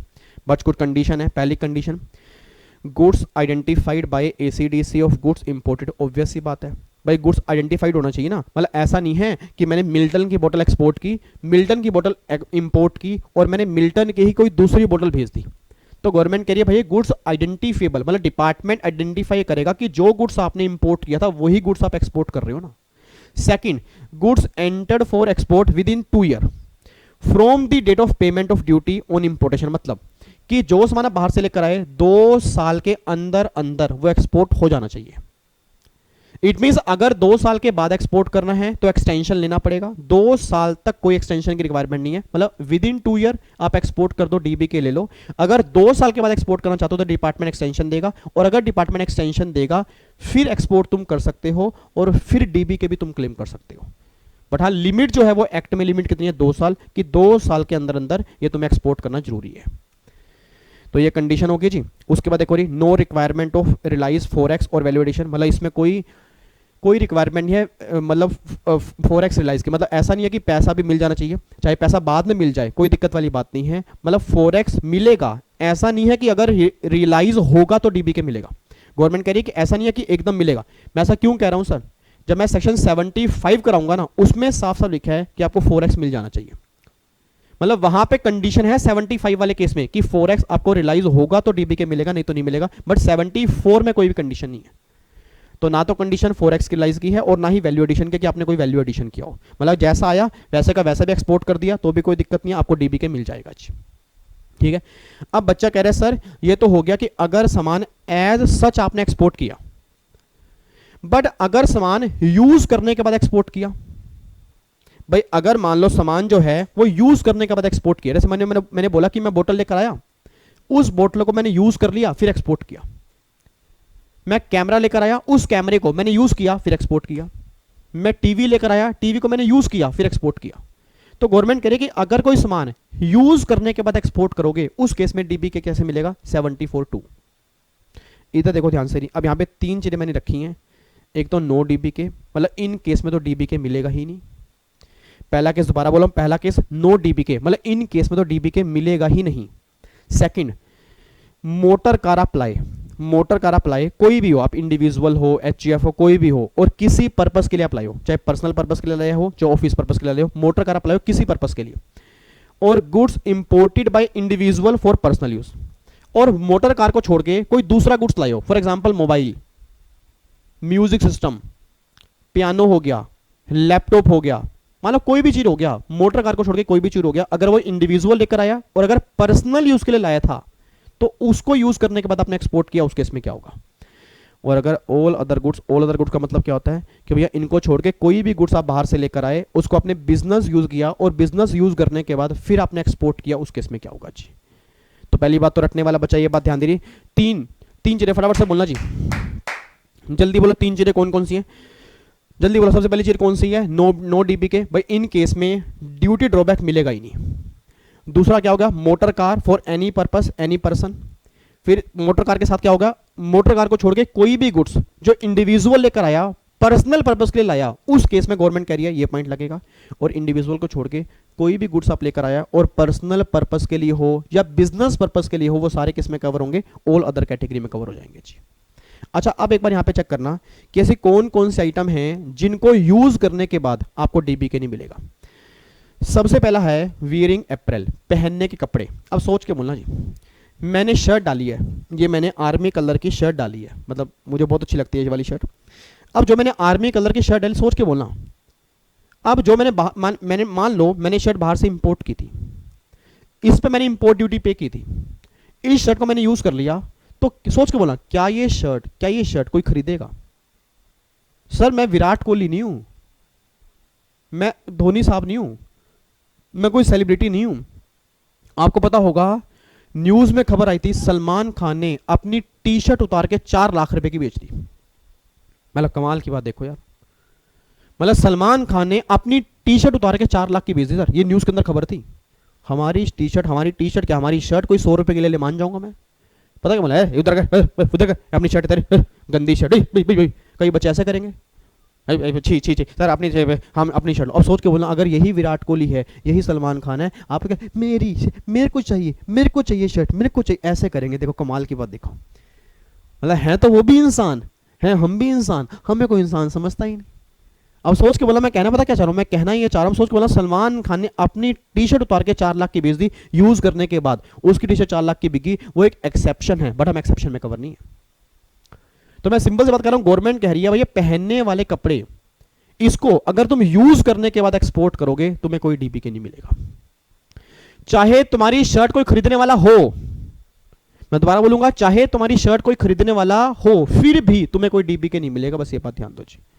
तो सिंपल सी बातें निकल के आ रही है। एक तो वीरिंग अपैरल हो गया, दूसरा हो गया टी चेस्ट। टी चेस्ट क्या होती हैं? लकड़ी की पेटियां। आपने कभी देखा होगा लकड़ी की पेटियां होती हैं सर, आपने कभी देखा होगा सेब, एप्पल जो होते हैं वो लकड़ी की पेटियों में आते हैं, अनार लकड़ी की पेटियों में आते हैं, मैंगो लकड़ी की पेटियों में आते हैं। तो जो लकड़ी की पेटियां होती हैं ना, नॉर्मली आप गूगल पे सर्च करके देख लेना, टी चेस्ट आपके सामने आ जाएंगे, लकड़ी की पेटियां होती हैं। तो गवर्नमेंट कह रही है उसको आपने इंपोर्ट किया, उसको एक बार यूज कर लिया, फिर आप एक्सपोर्ट करोगे, उस केस में डीबीके नहीं मिलेगा। तीसरा है एक्सपोज्ड सिनेमाग्राफ फिल्म। ये क्या होती है? एक्सपोज्ड सिनेमाग्राफ फिल्म, जो पुराने जमाने में फिल्म चलती थी। आपने देखा पुराने जमाने में कैसेट चलती थी, कैसेट। पता नहीं अब आप में तो मतलब काफी सारे बच्चे अब तो आजकल तो मतलब, अब ये मत कहना कि मैं किस जमाने का हूं, आपने पापा से पूछ लेना, पहले कैसेट चलती थी। कैसेट को ना ऐसे ऐसे करके घुमाते थे, अगर आपने कभी देखा हो। उसमें ना कई बार वो उसकी जो फिल्म होती थी वो निकल जाती थी बाहर, फिर ऐसे कई बार तो क्या करते थे, कई बार ऐसे पहन लेते थे या कई बार उंगली से ऐसे करके उसको घुमाते थे, फिर वो कैसेट सही करते थे। अब सोच के बोला गवर्नमेंट करिए वो सिनेमाग्राफी फिल्म जो पुराने जमाने के अंदर, आप चेक करना आपके मम्मी पापा की शादी की, वेडिंग की जो वीडियो बनी होगी वो एक कैसेट के अंदर बनी होगी। मेरे मम्मी की पापा की वीडियो कैसेट में ही बनी हुई है सर, अब वो रील के अंदर बनी है। अब वो रील गवर्नमेंट करिए, वो रील जो है ना, अगर उसको यूज कर लिया फिर एक्सपोर्ट करोगे, कोई डीबीके नहीं है। फिर है अनएक्सपोज्ड, ऊपर एक्सपोज्ड, अनएक्सपोज्ड फोटोग्राफिक फिल्म और एक्सरे फिल्म। जो आपकी एक्सरे फिल्म होती है, एक्सरे फिल्म जिसमें आप एक्सरा कराते हो, गवर्नमेंट करिए उसको यूज करने के बाद एक्सपोर्ट करोगे, कोई डीबीके नहीं है। इसका रीजन पता है क्या? आपने नॉर्मली देखा होगा ये आइटम 1 टाइम यूजेबल होती है। सर नॉर्मली कह रहा हूं, नॉर्मली ये आइटम 1 टाइम यूजेबल होती हैं, तो गवर्नमेंट कहती है इसलिए अगर आपने यूज ही कर ली हैं उसके बाद इसकी वैल्यू क्या बची होगी, इस केस में कोई डीबीके नहीं है। हां चाहे सामान लेने वाला हो, एक्सपोर्ट तुम कर रहे हो, फिर भी हम तुम्हें डीबीके नहीं देंगे अगर तुमने यूज कर ली है। एक बच्चा कहता है सर अगर यही चार आइटम अगर यूज करने के बाद एक्सपोर्ट नहीं करे, एज सच ही एक्सपोर्ट कर रहे हो। भाई ये 4 आइटम जो हैं, मान लो पहनने के कपड़े हैं, मैं बाहर से पहनने के कपड़े इंपोर्ट की, इंपोर्ट ड्यूटी पे की, उसको मैंने यूज नहीं किया, एज सच ही एक्सपोर्ट कर दिया, क्या डीबीके मिलेगा? Answer is yes, answer is yes. Sir मेरी फैमिली का हर बच्चा ये बात ध्यान दे, मैंने ये बिल्कुल भी नहीं कहा इन 4 गुड्स में डीबीके ही नहीं है। मेरे नोनू, मेरे पप्पू, मेरे नोनू, पप्पू होते हैं, पप्पू किसको कहते हैं पता है? पप्पू कहते हैं सर राहुल गांधी, हमें राहुल गांधी मत बोलो। मैंने कब कहा राहुल गांधी को पप्पू कहते हैं? पप्पू कहते हैं क्यूट से बच्चे को, नालायक। आप अपने को राहुल गांधी समझ रहे हो? पप्पू कहते हैं क्यूट से बच्चे को। और एक होता है लल्लू, लल्लू कहते हैं पंजाबी में, लल्लू कहते हैं नालायक बच्चे को। ठीक है, जैसे हम मम्मी घर में मुझे कई बार बोलती थी बचपन में, ओए लल्लू जिया काम करदा नहीं कुछ हैगा, बिल्कुल नालायक बच्चा हैगा, बिल्कुल ही। देख लो मम्मी मुझे नालायक बोलती थी, मैं आपको नालायक बोलता हूँ। सही समझ रहे हो मेरे? वो बच्चा कहता है आप कहाँ से नालायक हो? नालायक ही हैं सर, और क्या। माँ बाप के सामने तो बच्चे नालायक ही होते हैं, माँ बाप के सामने तो बच्चे होते हैं ना। माँ ने मुझे बोला नालायक, मैंने आपको बोल दिया नालायक जी। मम्मी मुझे बोलती है लल्लू, मैं आपको लल्लू नहीं बोलता, क्योंकि कई बच्चे लल्लू कहने से बुरा माने तो वही हमें लल्लू कैसे बोल दिया।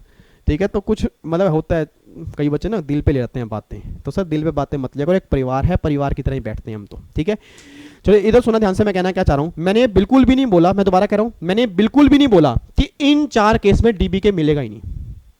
मैं दोबारा कह रहा हूं, मैंने बिल्कुल भी नहीं बोला कि इन 4 केस में डीबीके नहीं मिलेगा। मैंने ये बोला है अगर ये 4 आइटम है इनको यूज करने के बाद एक्सपोर्ट करोगे फिर डीबीके नहीं मिलेगा। अगर विदाउट यूज एक्सपोर्ट करोगे, एज सच एक्सपोर्ट करोगे, डीबीके 98% मिलेगा जी। तो एक बार चेक करो फटाफट से कौन कौन से 4 आइटम है, जो दोबारा बोलना कौन कौन से, ये बोलने की कोशिश करो। वियरिंग अप्रैल, बहुत बढ़िया, वियरिंग अप्रैल। और टी चेस्ट, बहुत बढ़िया जी। एक्सपोज्ड सिनेमाग्राफिक फिल्म और अनएक्सपोज्ड फोटोग्राफिक फिल्म और एक्सरे फिल्म, इन 4 केस में डीबीके नहीं मिलेगा अगर आप यूज करने के बाद एक्सपोर्ट कर रहे हो। बच्चा कहता है नहीं सर, देखो अब एक बात बताओ, मेरे हाथ में ये बोतल है जी, मेरे हाथ में बोतल है, क्या ये बोतल वियरिंग अप्रैल है? Answer is no. क्या ये टी चेस्ट है? Answer is no. क्या सिनेमाग्राफिक फिल्म है? Answer is no. क्या एक्सरे फिल्म है? Answer is no. इन 4 में कोई भी नहीं है। और मैं इंडिविजुअल हूं, इस बोतल को मैंने पर्सनल यूज के लिए इंपोर्ट किया, बिजनेस यूज के लिए नहीं। इस बोतल को मैंने पर्सनल यूज के लिए इंपोर्ट किया और इस बोतल को मैंने 8 महीने यूज किया, 8 मंथ। मैं दोबारा बोल रहा हूं, 8 महीने इस बोतल को मैंने यूज किया और 8 महीने के बाद अब मैं एक्सपोर्ट कर रहा हूं। तो अगर मान लो इस बोतल पर मैंने 100 रुपए की ड्यूटी पे की थी तो कितनी ड्यूटी मुझे लौटानी, मतलब कितनी ड्यूटी का मुझे डीबीके मिलेगा वो देखना है। सेकंड पॉइंट देखो जी, गवर्नमेंट कह रही है तूने मोटर कार इंपोर्ट की थी, मैं कहा नहीं। कह रहे गुड्स इंपोर्टेड बाय इंडिविजुअल, मैं कहा यस। फॉर पर्सनल यूज, मैं कहा यस। गवर्नमेंट कह रही इन 4 में कवर तो नहीं है, मैं कहा नहीं। गवर्नमेंट कह रही अब सुनो, जो तुमने इंपोर्ट ड्यूटी पे की थी कितने रुपए? 100 रुपए, उसमें से माइनस कर दो क्या? 4% फॉर ईच क्वार्टर और पार्ट फॉर फर्स्ट ईयर, मतलब पहले साल के लिए 4% ईच क्वार्टर, पहले साल के लिए 4% ईच क्वार्टर, मतलब 16%, पहले साल में 16। अब अगर मैंने 8 महीने, मैं दोबारा बोलूंगा, अगर मैंने 8 महीने यूज की थी तो एक क्वार्टर में 3 महीने, 2 क्वार्टर में 6 महीने, तीसरा क्वार्टर और पार्ट है, 3 क्वार्टर काउंट कर लेंगे, 4% मतलब 12%, मतलब 100 रुपए में से 12 रुपए हटा दो, 88 रुपीज का मुझे डीबीके मिलेगा। बस ये बात ध्यान दो जी। सर नहीं आया समझ सर बिल्कुल भी नहीं आ रहा, बिल्कुल भी नहीं आ रहा सर, एक बार दोबारा बताओ प्लीज, एक बार दोबारा बताओ। कसम आपको माता रानी की, माता रानी कसम क्यों दे रहे हो नालायक को, वैसे बता दूंगा। सुनो मैंने क्या कहा है, मैंने कहा एग्जाम्पल लेके चलना, इमेजिन करके चलना, बोतल वाला केस। देखो अगर चीजें इमेजिन करके चलोगे आसान हो जाएंगी, अगर चीजें इमेजिन करके नहीं चलोगे ना, रटने की कोशिश करोगे, बहुत मुश्किल बन जाएंगी। सिंपल सा एग्जाम्पल है, ये बोतल मैंने इंपोर्ट की, पर्सनल पर्पस के लिए की, इसमें मैंने 100 रुपए की इंपोर्ट ड्यूटी पे की और 8 महीने यूज की, फिर एक्सपोर्ट कर दी। तो गवर्नमेंट ने कहा अगर तूने पर्सनल पर्पस के लिए किया है, इंडिविजुअल है, उन 4 केस में कवर नहीं है, तो इसमें कवर हो जाएगा। और जितनी तूने ड्यूटी पे की है 100, उसमें से माइनस कर देंगे क्या? 4% ईच क्वार्टर और पार्ट दे रहो for first month, first year, 3% for each quarter और पार्ट दे रहो for second year, 2.5% each quarter और पार्ट दे रहो फॉर थर्ड ईयर, और 2% ईच क्वार्टर और पार्ट दे रहो फॉर 4 ईयर। मतलब ये परसेंटेज माइनस होंगे, इसके बाद जो ड्यूटी बचेगी उतनी ड्यूटी ही वापस मिलेगी। बस ये पर ध्यान देना जी। अब मुझे फटाफट से बोल देना जी, मुझे फटाफट से बोल देना, 100 रुपए की मैंने ड्यूटी पे की थी, हेलो 100 रुपए की ड्यूटी पे की थी, 8 हफ्ते के बाद, सॉरी 8 महीने के बाद मैंने वापस भेज दी, मतलब एक्सपोर्ट कर दी। 8 महीने मतलब एक क्वार्टर में 3 महीने, सेकंड क्वार्टर में 3 महीने, 6 महीने हो गए, और 8 महीने हैं तो 2 महीने ऊपर है, और पार्ट पूरा क्वार्टर काउंट करेंगे, 3 क्वार्टर हो गए। और अगर हर क्वार्टर के 4% है, 3 क्वार्टर कितने हो गए? 12%, मतलब 100 माइनस 12, 88%। मुझे डीबीके 98 का नहीं मिलेगा, 88 का मिलेगा।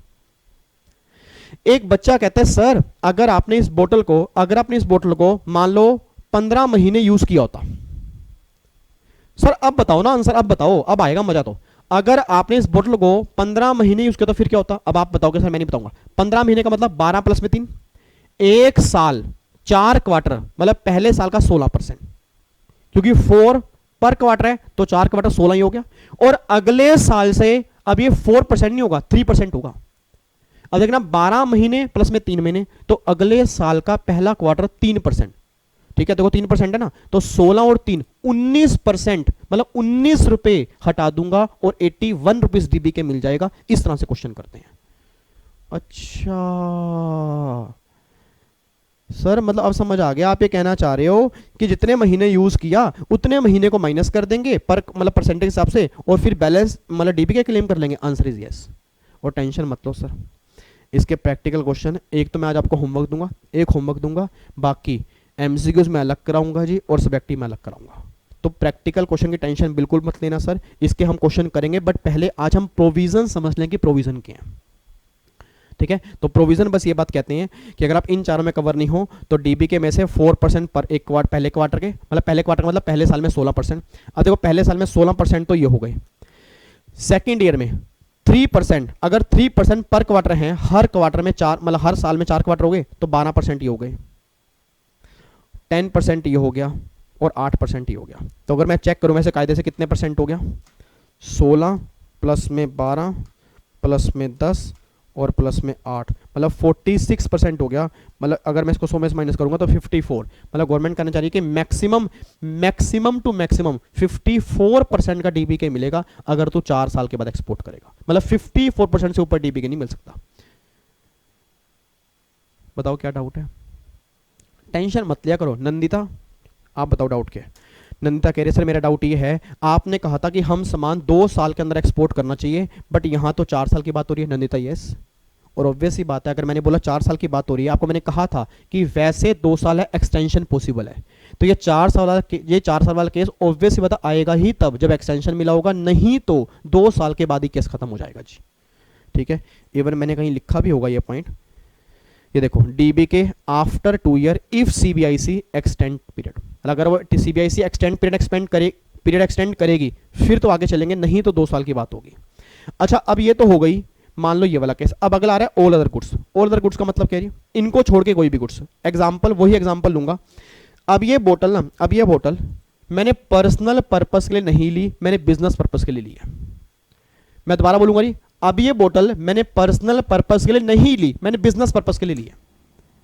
मेरा पूरी फैमिली आंसर देगी रही। अब ये बोतल अगर बिजनेस पर्पस के लिए ली है और 11 महीने यूज करने के बाद फिर मैंने एक्सपोर्ट किया, तो फिर क्या होगा? अब देखो गवर्नमेंट कह रही है अगर आपने 3 महीने तक बोतल यूज किया, सिर्फ 3 महीने तक, आपने 3 महीने के बीच में ही एक्सपोर्ट कर दिया तो 95% डीबीके, मतलब ये जो परसेंटेज है इतना डीबीके मिलेगा। और पॉइंट नंबर 2 में परसेंटेज हमें निकालनी पड़ेगी। मैं दोबारा कह रहा हूं सर, इस वाले केस में परसेंटेज डीबीके की निकालनी पड़ेगी और यहां पे डीबीके की परसेंटेज दी है। चेक करना फटाफट से कितनी दी है? 3 महीने तक 95, 3 महीने से ऊपर 6 महीने तक 85, 6 महीने से ऊपर 9 महीने तक 75, 9 महीने से ऊपर 12 महीने तक 70, 12 से ऊपर 15 तक 65, 15 से ऊपर 18 तक 60%, और 18 महीने से अगर ऊपर यूज करोगे तो कोई भी डीबीके आपको नहीं मिलेगा। बस ये ध्यान दो। तो मैक्सिमम तीसरे केस में 18 महीने तक ही डीबीके क्लेम कर सकते हो, उसके बाद अगर एक्सपोर्ट करोगे कोई तुम्हें डीबीके नहीं मिलेगा। तो सर ये डीबीके की परसेंटेज है, मुझे फटाफट से बोलना क्या बोला जी मैंने। पहले केस में क्या होगा? 95, 85, 75, मतलब पहले परसेंटेज 10-10 की है। पहले जो परसेंटेज कम हो रही है वो 10-10 वाली कम हो रही है, 95, 85, 75। फिर गवर्नमेंट कह रही है 75 के बाद 70, 65, 60। फिर दोबारा बोलूंगा, 3 महीने, 6 महीने, 9 महीने, 12 महीने, और फिर यहां पे आएगा 16 महीने, 15 महीने और 18 महीने। तो बस 18 महीने के बाद कोई भी डीबीके नहीं मिलेगा जी। ठीक है, तो यहां पे कितना आ गया? दोबारा बोलना, 95, 85, 75, 70, 65, 70। तो लास्ट 60% तक डीबीके मिलेगा अगर आपने सामान इस केस में कवर हो रहा है जी। लो जी, ये पूरी नोटिफिकेशन है 74 की, और इवन पूरे चैप्टर में सबसे मेन कॉन्सेप्ट 74 ही है जी। मैं ये नहीं कह रहा बाकी प्रोविजन इंपॉर्टेंट नहीं है, बट सबसे मेन प्रोविजन जो 90% चांस है क्वेश्चन बनने के वो 74 का ही है जी। तो मैंने कोशिश किया डायग्राम को बिल्कुल सिंपल बनाने की, और मैंने ये भी कोशिश की है कि डायग्राम आपको समझ में आए जी। ठीक है, अब मुझे फटाफट से बस एक बार रिवीजन करा दो, देन फिर हम 74 को पैकअप करके हम 70, देखो 74, 75 का ये मैंने डिफरेंस बनाया हुआ है, फटाफट से इसका डिफरेंस हम देख लेंगे। फिर मैं 75 पे आऊँगा जी, ये हमारा 75 है, उसके बाद फिर हम आगे बढ़ेंगे जी। ठीक है, आओ जी एक बार फटाफट से आओ जी।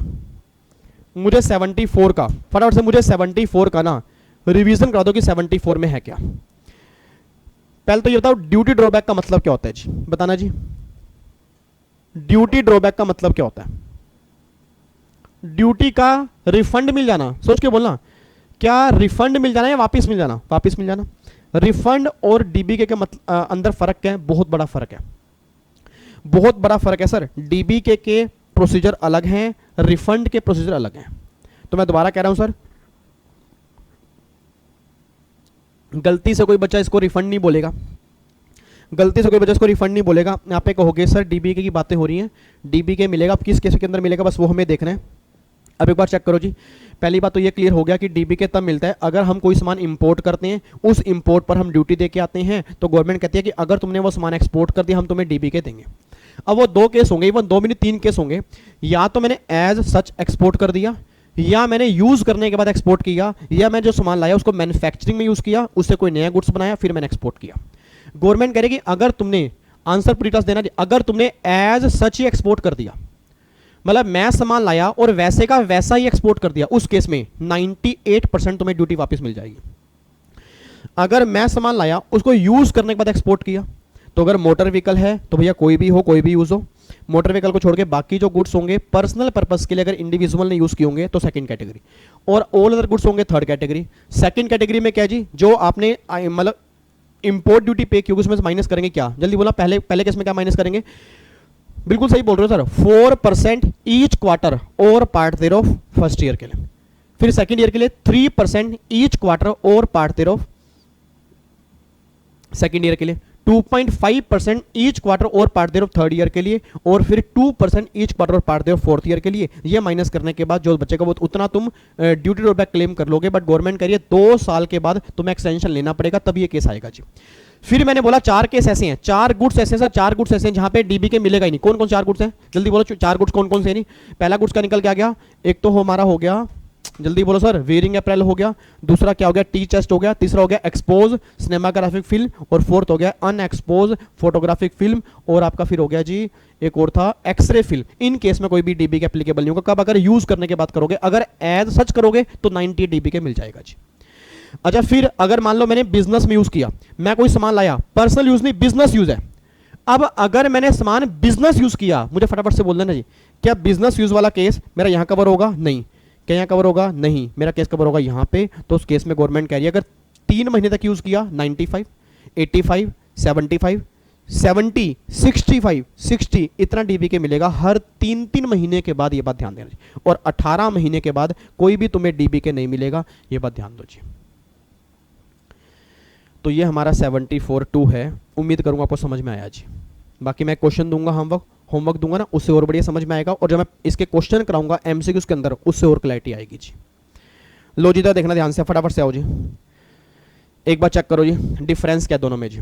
पहली बात तो व्हेन एडमिसिबल, एडमिसिबल कब होगा? Imported goods are exported as such और आफ्टर यूज, मतलब अगर एज सच भेजोगे या यूज करने के बाद भेजोगे तो सेक्शन नंबर 74, हाँ जी, सेक्शन नंबर 74 जो है गवर्नमेंट करे, उस केस में क्या मिल जाएगा जी? उस केस में आपको डीबीके मिल जाएगा। 75, imported goods are use in manufacture of goods which are exported, मतलब आपने मैन्युफैक्चरिंग में यूज किया फिर आपने एक्सपोर्ट किया, उस केस में आप 75 में कवर हो जाओगे।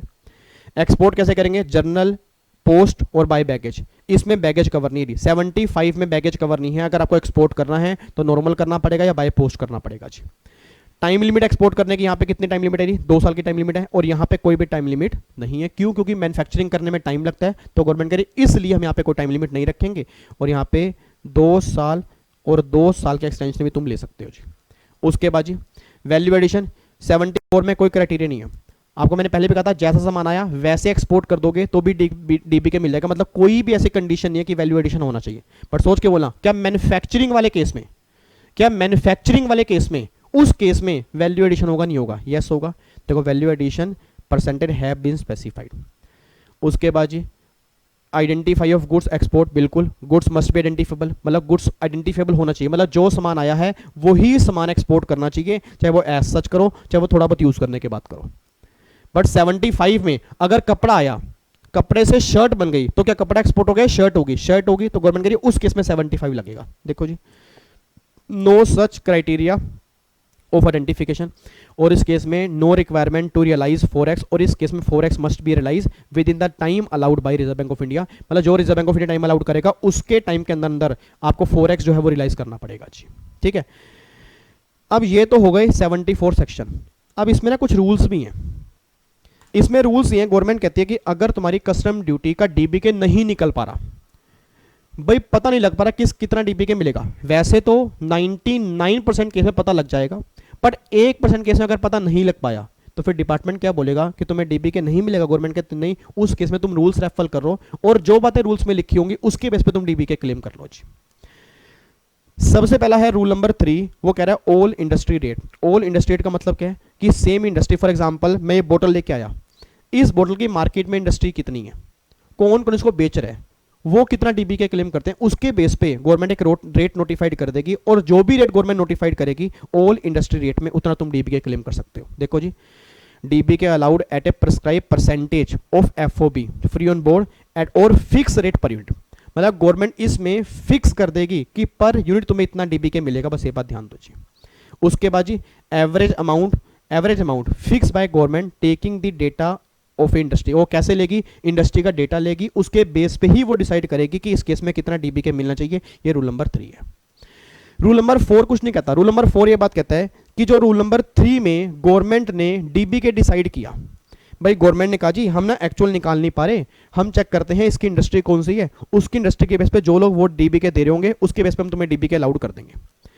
अब मान लो रूल नंबर 3 में डीबी के अलाउड कर दिया, बट मुझे लग रहा है कम है, या डिपार्टमेंट को लग रहा ज्यादा है, या उसे लग रहा है कम है, तो क्या उसमें रूल नंबर 3 के डीबी के में क्या अमेंडमेंट पॉसिबल है? रूल नंबर 4 कहता है यस। देखो जी, गवर्नमेंट में revise all industry rate fix under rule number 3, मतलब जो रूल नंबर 3 के अंदर फिक्स किए हैं वो उसको रिवाइज कर सकते हैं।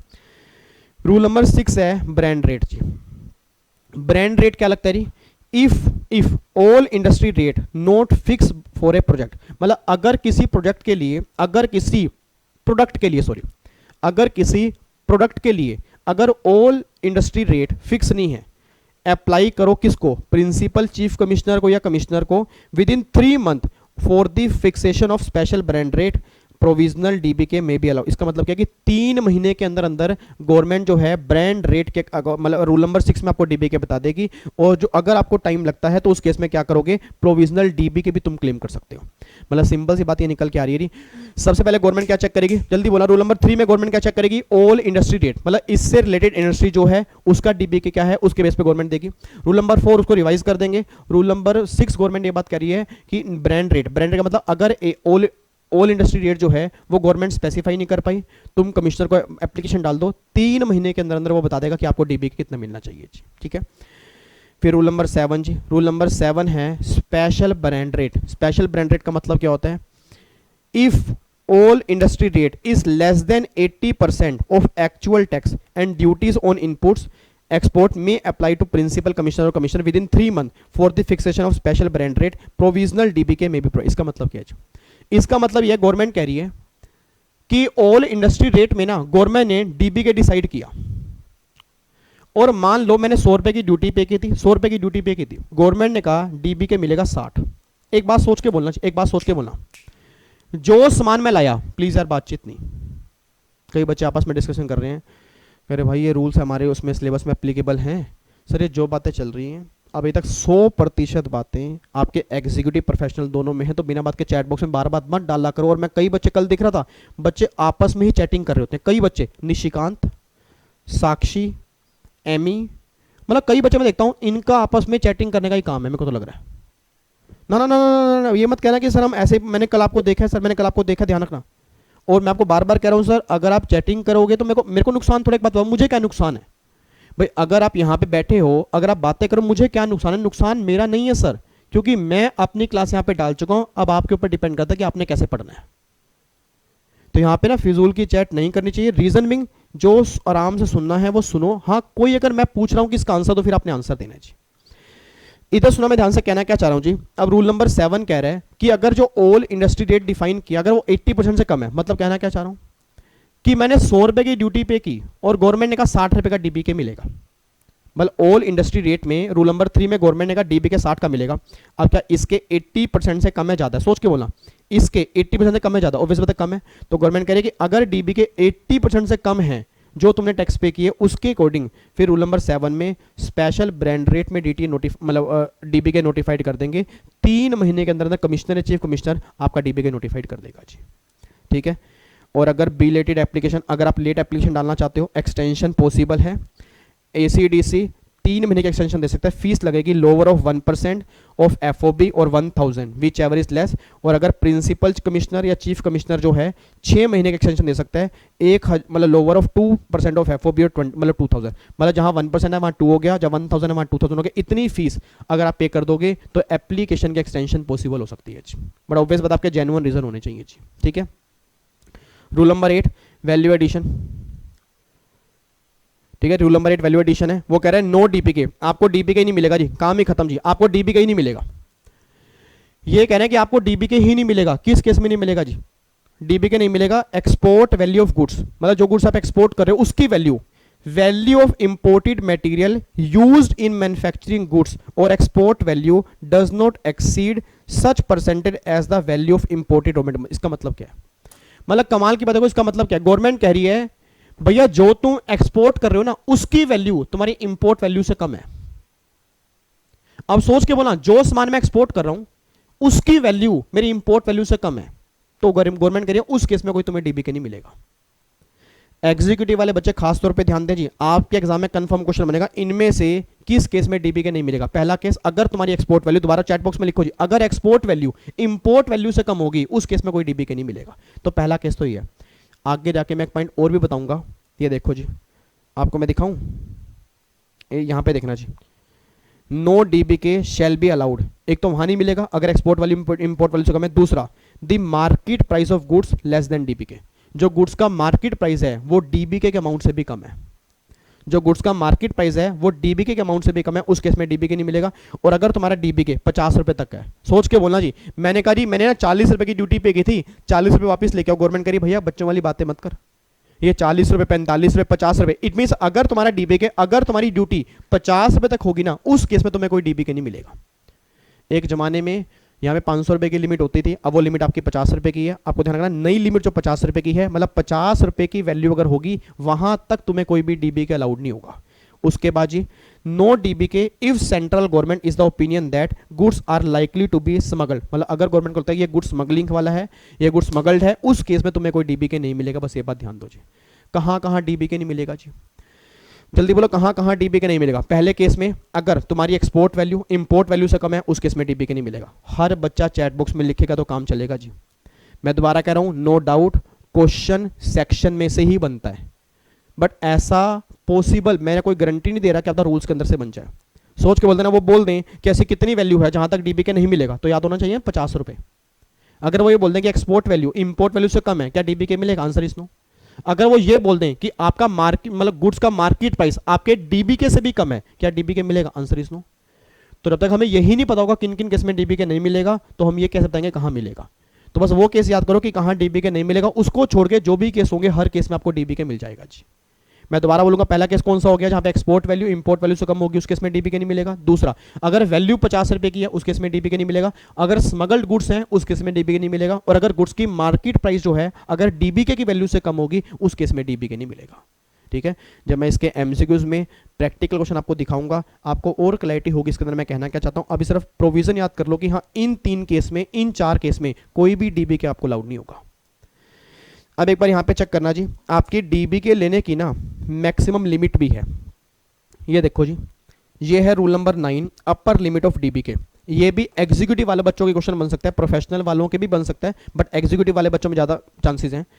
डीबीके कितना मिलेगा एक बार चेक करना, मैक्सिमम डीबीके मिलेगा 1/3 of the market price of export product. मतलब जो गुड्स आप एक्सपोर्ट कर रहे हो, उसका जो मार्केट प्राइस है उसका मैक्सिमम 1/3 तुम डीबीके क्लेम कर सकते हो।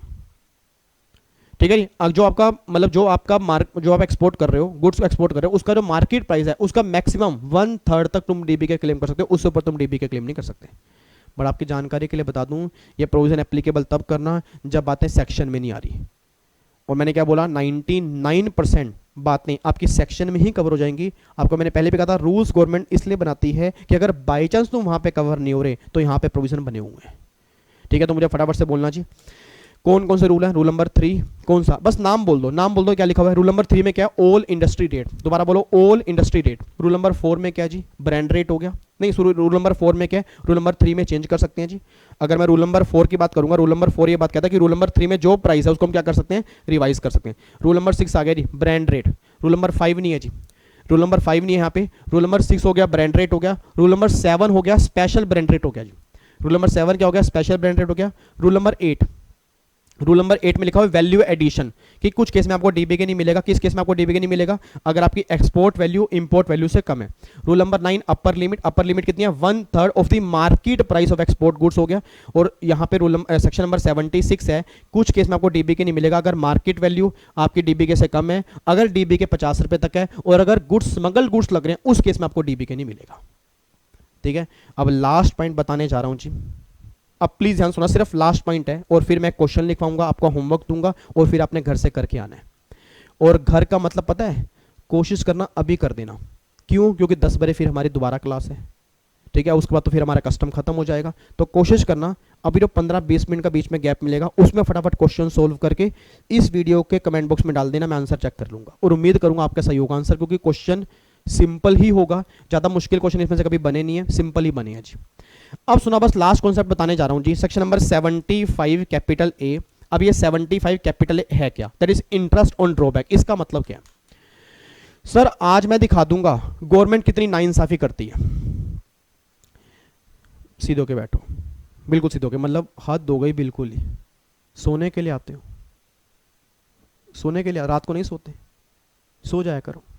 कह दो बेबी को, बोल दो कि बेबी को नींद पसंद है, मैसेज करके बोल दो बेबी को नींद पसंद है, बेबी को नींद पसंद है। बच्चा कहता है नहीं नहीं सर बेबी को नहीं बोल सकते सर, बेबी तो ब्रेकअप कर लेगी हमारे से। हाँ बेबी ब्रेकअप कर लेगी, पेपर चाहे बेकार हो जाए बेबी ब्रेकअप कर लेगी।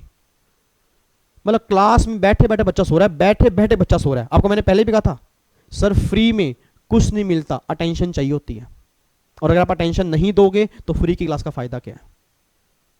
मतलब सिंपल सी बात है, देखो कमाल की बात, मैंने आपसे 1 रुपया चार्ज नहीं किया, बट अगर फिर भी आप अटेंशन यहां पे नहीं दोगे तो क्लास का फायदा 0/0 है।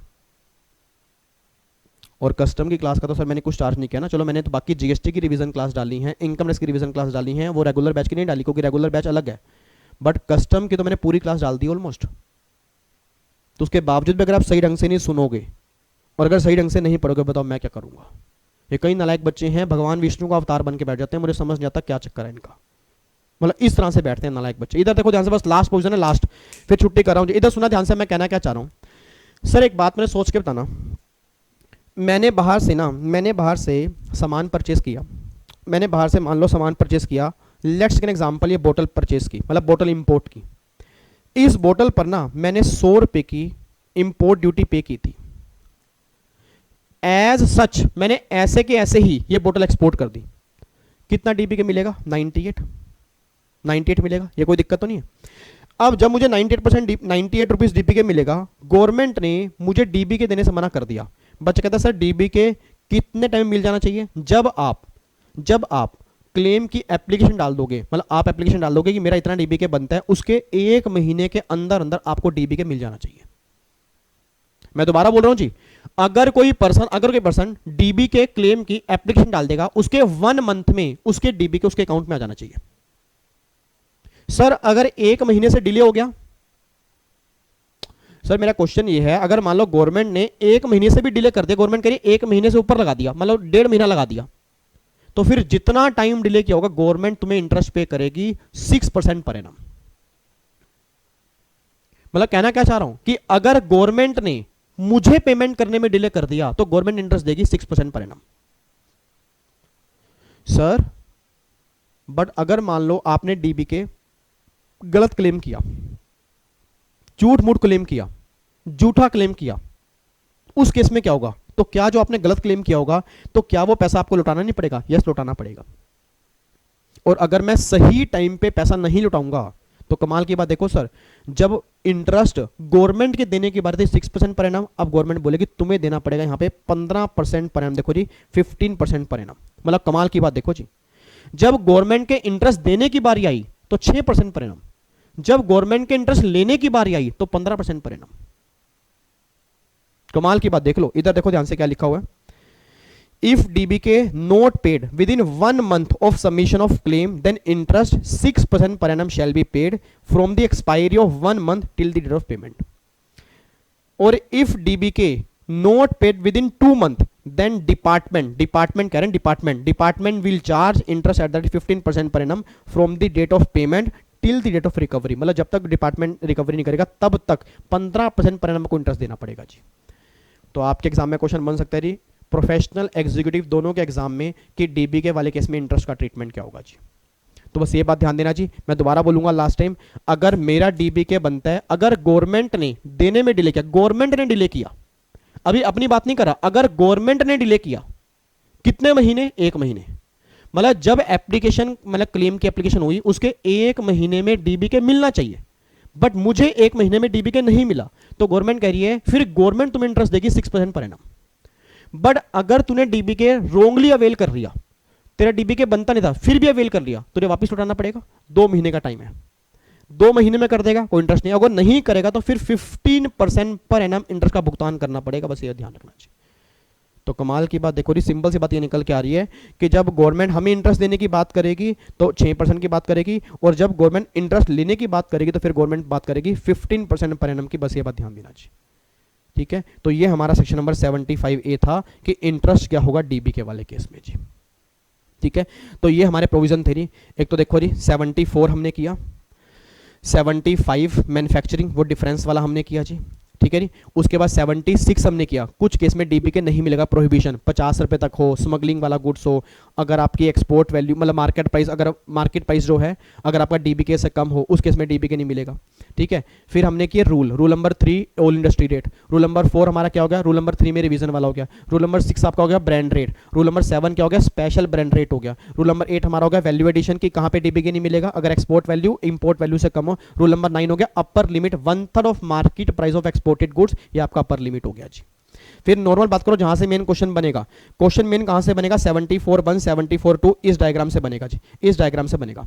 तो गवर्नमेंट ने क्या बोला, अगर एज सच करोगे 98 मिलेगा जी, अगर आप यूज करने के बाद करोगे, 4 आइटम यूज करने के बाद करोगे कोई डीबी के नहीं है, और अगर इंडिविजुअल है, आपने मोटर व्हीकल कोई भी केस होगा, बाकी सभी गुड्स होंगे इंडिविजुअल पर्सनल यूज के लिए होगा, तो फिर पहले साल में 4% पर क्वार्टर, सेकंड में 3% पर क्वार्टर, तीसरे में 2.5% पर क्वार्टर हो गया, फोर्थ ईयर में होगा 2%, बट 2 साल के बाद आपको एक्सटेंशन लेनी पड़ेगी। लास्ट वाले केस में हो गया 3 महीने तक कुछ नहीं है, मतलब 3 महीने तक 95, फिर 85, फिर 75, फिर 70, फिर 65, फिर 60, फिर 18 महीने के बाद कोई भी डीबी के नहीं मिलेगा। ये हमारा केस निकल के आ रहा है जी, ठीक है। ये डायग्राम बस अपना ध्यान से कर लेना जी, अगर ये डायग्राम समझ में आ गया तो कमाल हो गया जी। इसके क्वेश्चन मैं करवा दूंगा एमसीक्यूज के अंदर, उसकी आप टेंशन मत लो जी, ठीक है। लो जी अब फटाफट से क्वेश्चन लिखो जी, और जल्दी मुझे अभी आंसर दे देना अगली क्लास से पहले ही हो सके तो। अच्छा ये कस्टम मिसलिनियस टॉपिक्स हैं जी, ठीक है जी, ये 10 या 15 पेज के नोट्स हैं, इसके अंदर मेन बातें मैं आपको बता दूंगा जी, ठीक है। वैसे तो ये लगा लो ऑलमोस्ट हमारे 6 नंबर पक्के हो चुके हैं, बट इसके अंदर कुछ मेन बातें वो आपको बता दूंगा, बाकी एक बार आप रीड कर सकते हो जी, ठीक है जी। मैं क्वेश्चन ये लो जी, ये लो लिखो री, क्वेश्चन लिखो। वीजी पहला केस है रे, पहला केस है VG imported a car for his personal use, गाड़ी इंपोर्ट कीजिए पर्सनल यूज के लिए। अब अगर गाड़ी इंपोर्ट की पर्सनल यूज के लिए तो चेक करना पहले पॉइंट में कवर होगा, दूसरे में, तीसरे में, आपको डायग्राम देख लेना चाहिए। गाड़ी इंपोर्ट किया पर्सनल यूज के लिए and paid 5 lakh import duty, 5 lakh रुपए की इस पे इंपोर्ट ड्यूटी पे कर चुका हूं। द कार इज री एक्सपोर्ट आफ्टर 6 months 20 days, 6 महीने 20 दिन के बाद ये गाड़ी री एक्सपोर्ट कर दी, 6 महीने 20 दिन यूज की और ये गाड़ी एक्सपोर्ट कर दी, कितना डीबी के मिलेगा जी? 5 लाख में से, 5 लाख में से कितना माइनस करोगे, कितने का डीबी के मिलेगा, आपको मुझे आंसर बताना है जी। इसको हम डिस्कस करेंगे रात को 10 बजे। Second, Pinku imported wearing apparel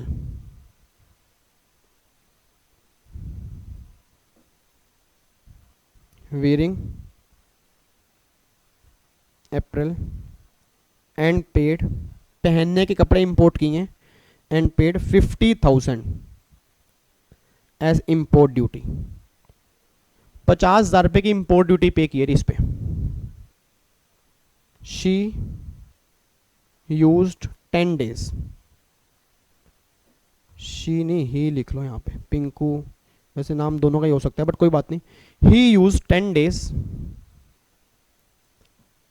but did not like the quality, hence re export after 20 days। मतलब 10 दिन उसने कपड़े डाले और 10 दिन के बाद कह रहा है मैं गंदे कपड़े हैं, मैं बेकार क्वालिटी है, मैं नहीं डाल रहा, मेरे को इसमें गर्मी लग रही है। एक्सपोर्ट करती है जी, एक्सपोर्ट करती है, ठीक है। 20 दिन के बाद एक्सपोर्ट करती है दोबारा से। अब बताओ जी इस केस में क्या वो 50,000 रुपये का जो ड्यूटी पे कर है क्या वो डीबी के क्लेम करेगा, नहीं क्लेम करेगा। तीसरा पॉइंट, लास्ट पॉइंट जी, VG tech limited imported 10 computer for business purpose,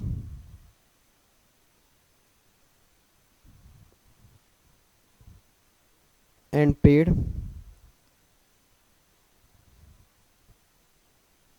custom duty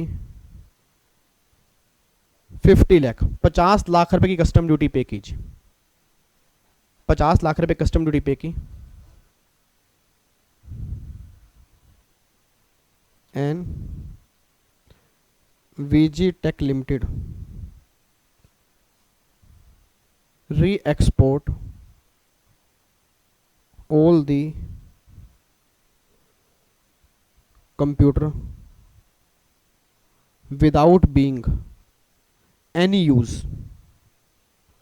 without being any use मतलब as such, that is इसको आप लिख सकते हो as such, मतलब ऐसे के ऐसे ही 10 कंप्यूटर जो हैं री एक्सपोर्ट करती है जी, री एक्सपोर्ट करती है विदाउट यूज, बिना यूज के।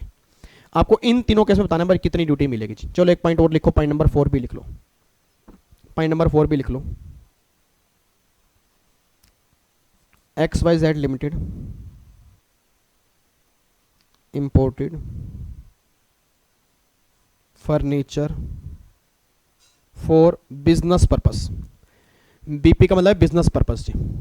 XYZ limited imported furniture for business purpose and paid ₹5 lakh as import duty,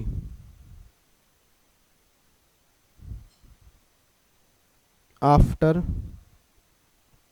usage of 11 month, company re-export such furniture। आपको डीबी के बताने हैं जी इन ऑल केसेस। अगर आपने ये क्वेश्चन कर लिया ना, ये लगा लो 74 के सारे पॉइंट कवर हो गए जी। आप चेक कर लो जी, 74 के सारे पॉइंट कवर हो गए। एज सच वाला भी कवर हो गया, वो चारों में से गुड्स मैंने इसमें दिया हुआ है। सेकंड पॉइंट भी कवर हो गया, थर्ड पॉइंट भी कवर हो गया। अब किस केस में कौन सा पॉइंट लगेगा वो मुझे नहीं पता जी, आपने खुद देखना है।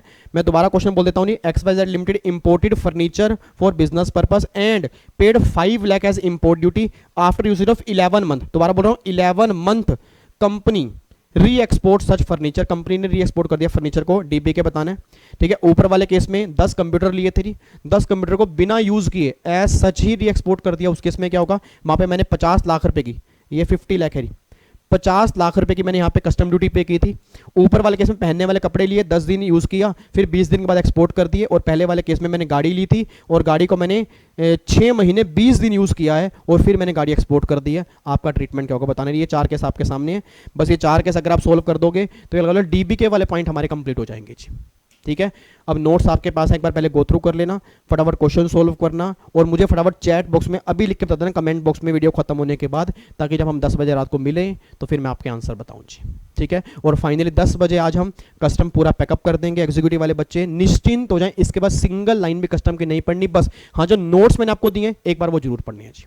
मैं दोबारा बोल रहा हूँ, नोट्स आपने एक बार जरूर पढ़ने हैं जो मैंने आपको नोट्स दिए हैं। इस नोट से बाहर सिंगल क्वेश्चन नहीं बनेगा। और अगर आपको पता है कि 6 या 7 नंबर लेने के लिए 70 पेज पढ़ने हैं तो क्या दिक्कत है, और वो ऑलरेडी हम क्लास में कर चुके हैं इतने बढ़िया तरीके से।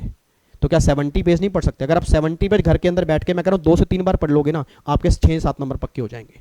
और क्लास हमने बढ़िया तरीके से कर ही ली है जी, ठीक है। एमसीक्यूज की प्रैक्टिस हम कर ही लेंगे। तो कोई बच्चा नोट्स को ऐसे उठा के ऐसे मत रख देना, मैं आपको दिखा दूंगा पेपर का एक एक क्वेश्चन, सिंगल क्वेश्चन उस नोट्स के अंदर से बनेगा जी, ठीक है। चलो रिवर, बाकी मुलाकात करेंगे फिर हम शाम को, मतलब अभी थोड़ी देर के बाद 10 बजे सेम टाइम सेम चैनल पे। ओके जी, bye bye, tata, thank you so much, God bless you, जय Hind, love you so much जी। और अगर पसंद आई हो, अगर अच्छी लगी हो तो अपना प्यार जरूर देना, नहीं तो फिर जो आप करते हो वो अपने जरूर करना है जी, बाकी जो बच्चे करते हैं। But thank you so much, God bless you, love you, take care, जय हिंद। आपने मुझे बहुत प्राउड फील कराया, इतना प्राउड फील करवाने के लिए थैंक यू सो मच कि आपने मुझे आंसर दिए, और उम्मीद करूंगा इस क्वेश्चन का भी आंसर आप जरूर दोगे, ठीक है। बाय बाय जी, God bless you, love you so much, bye bye.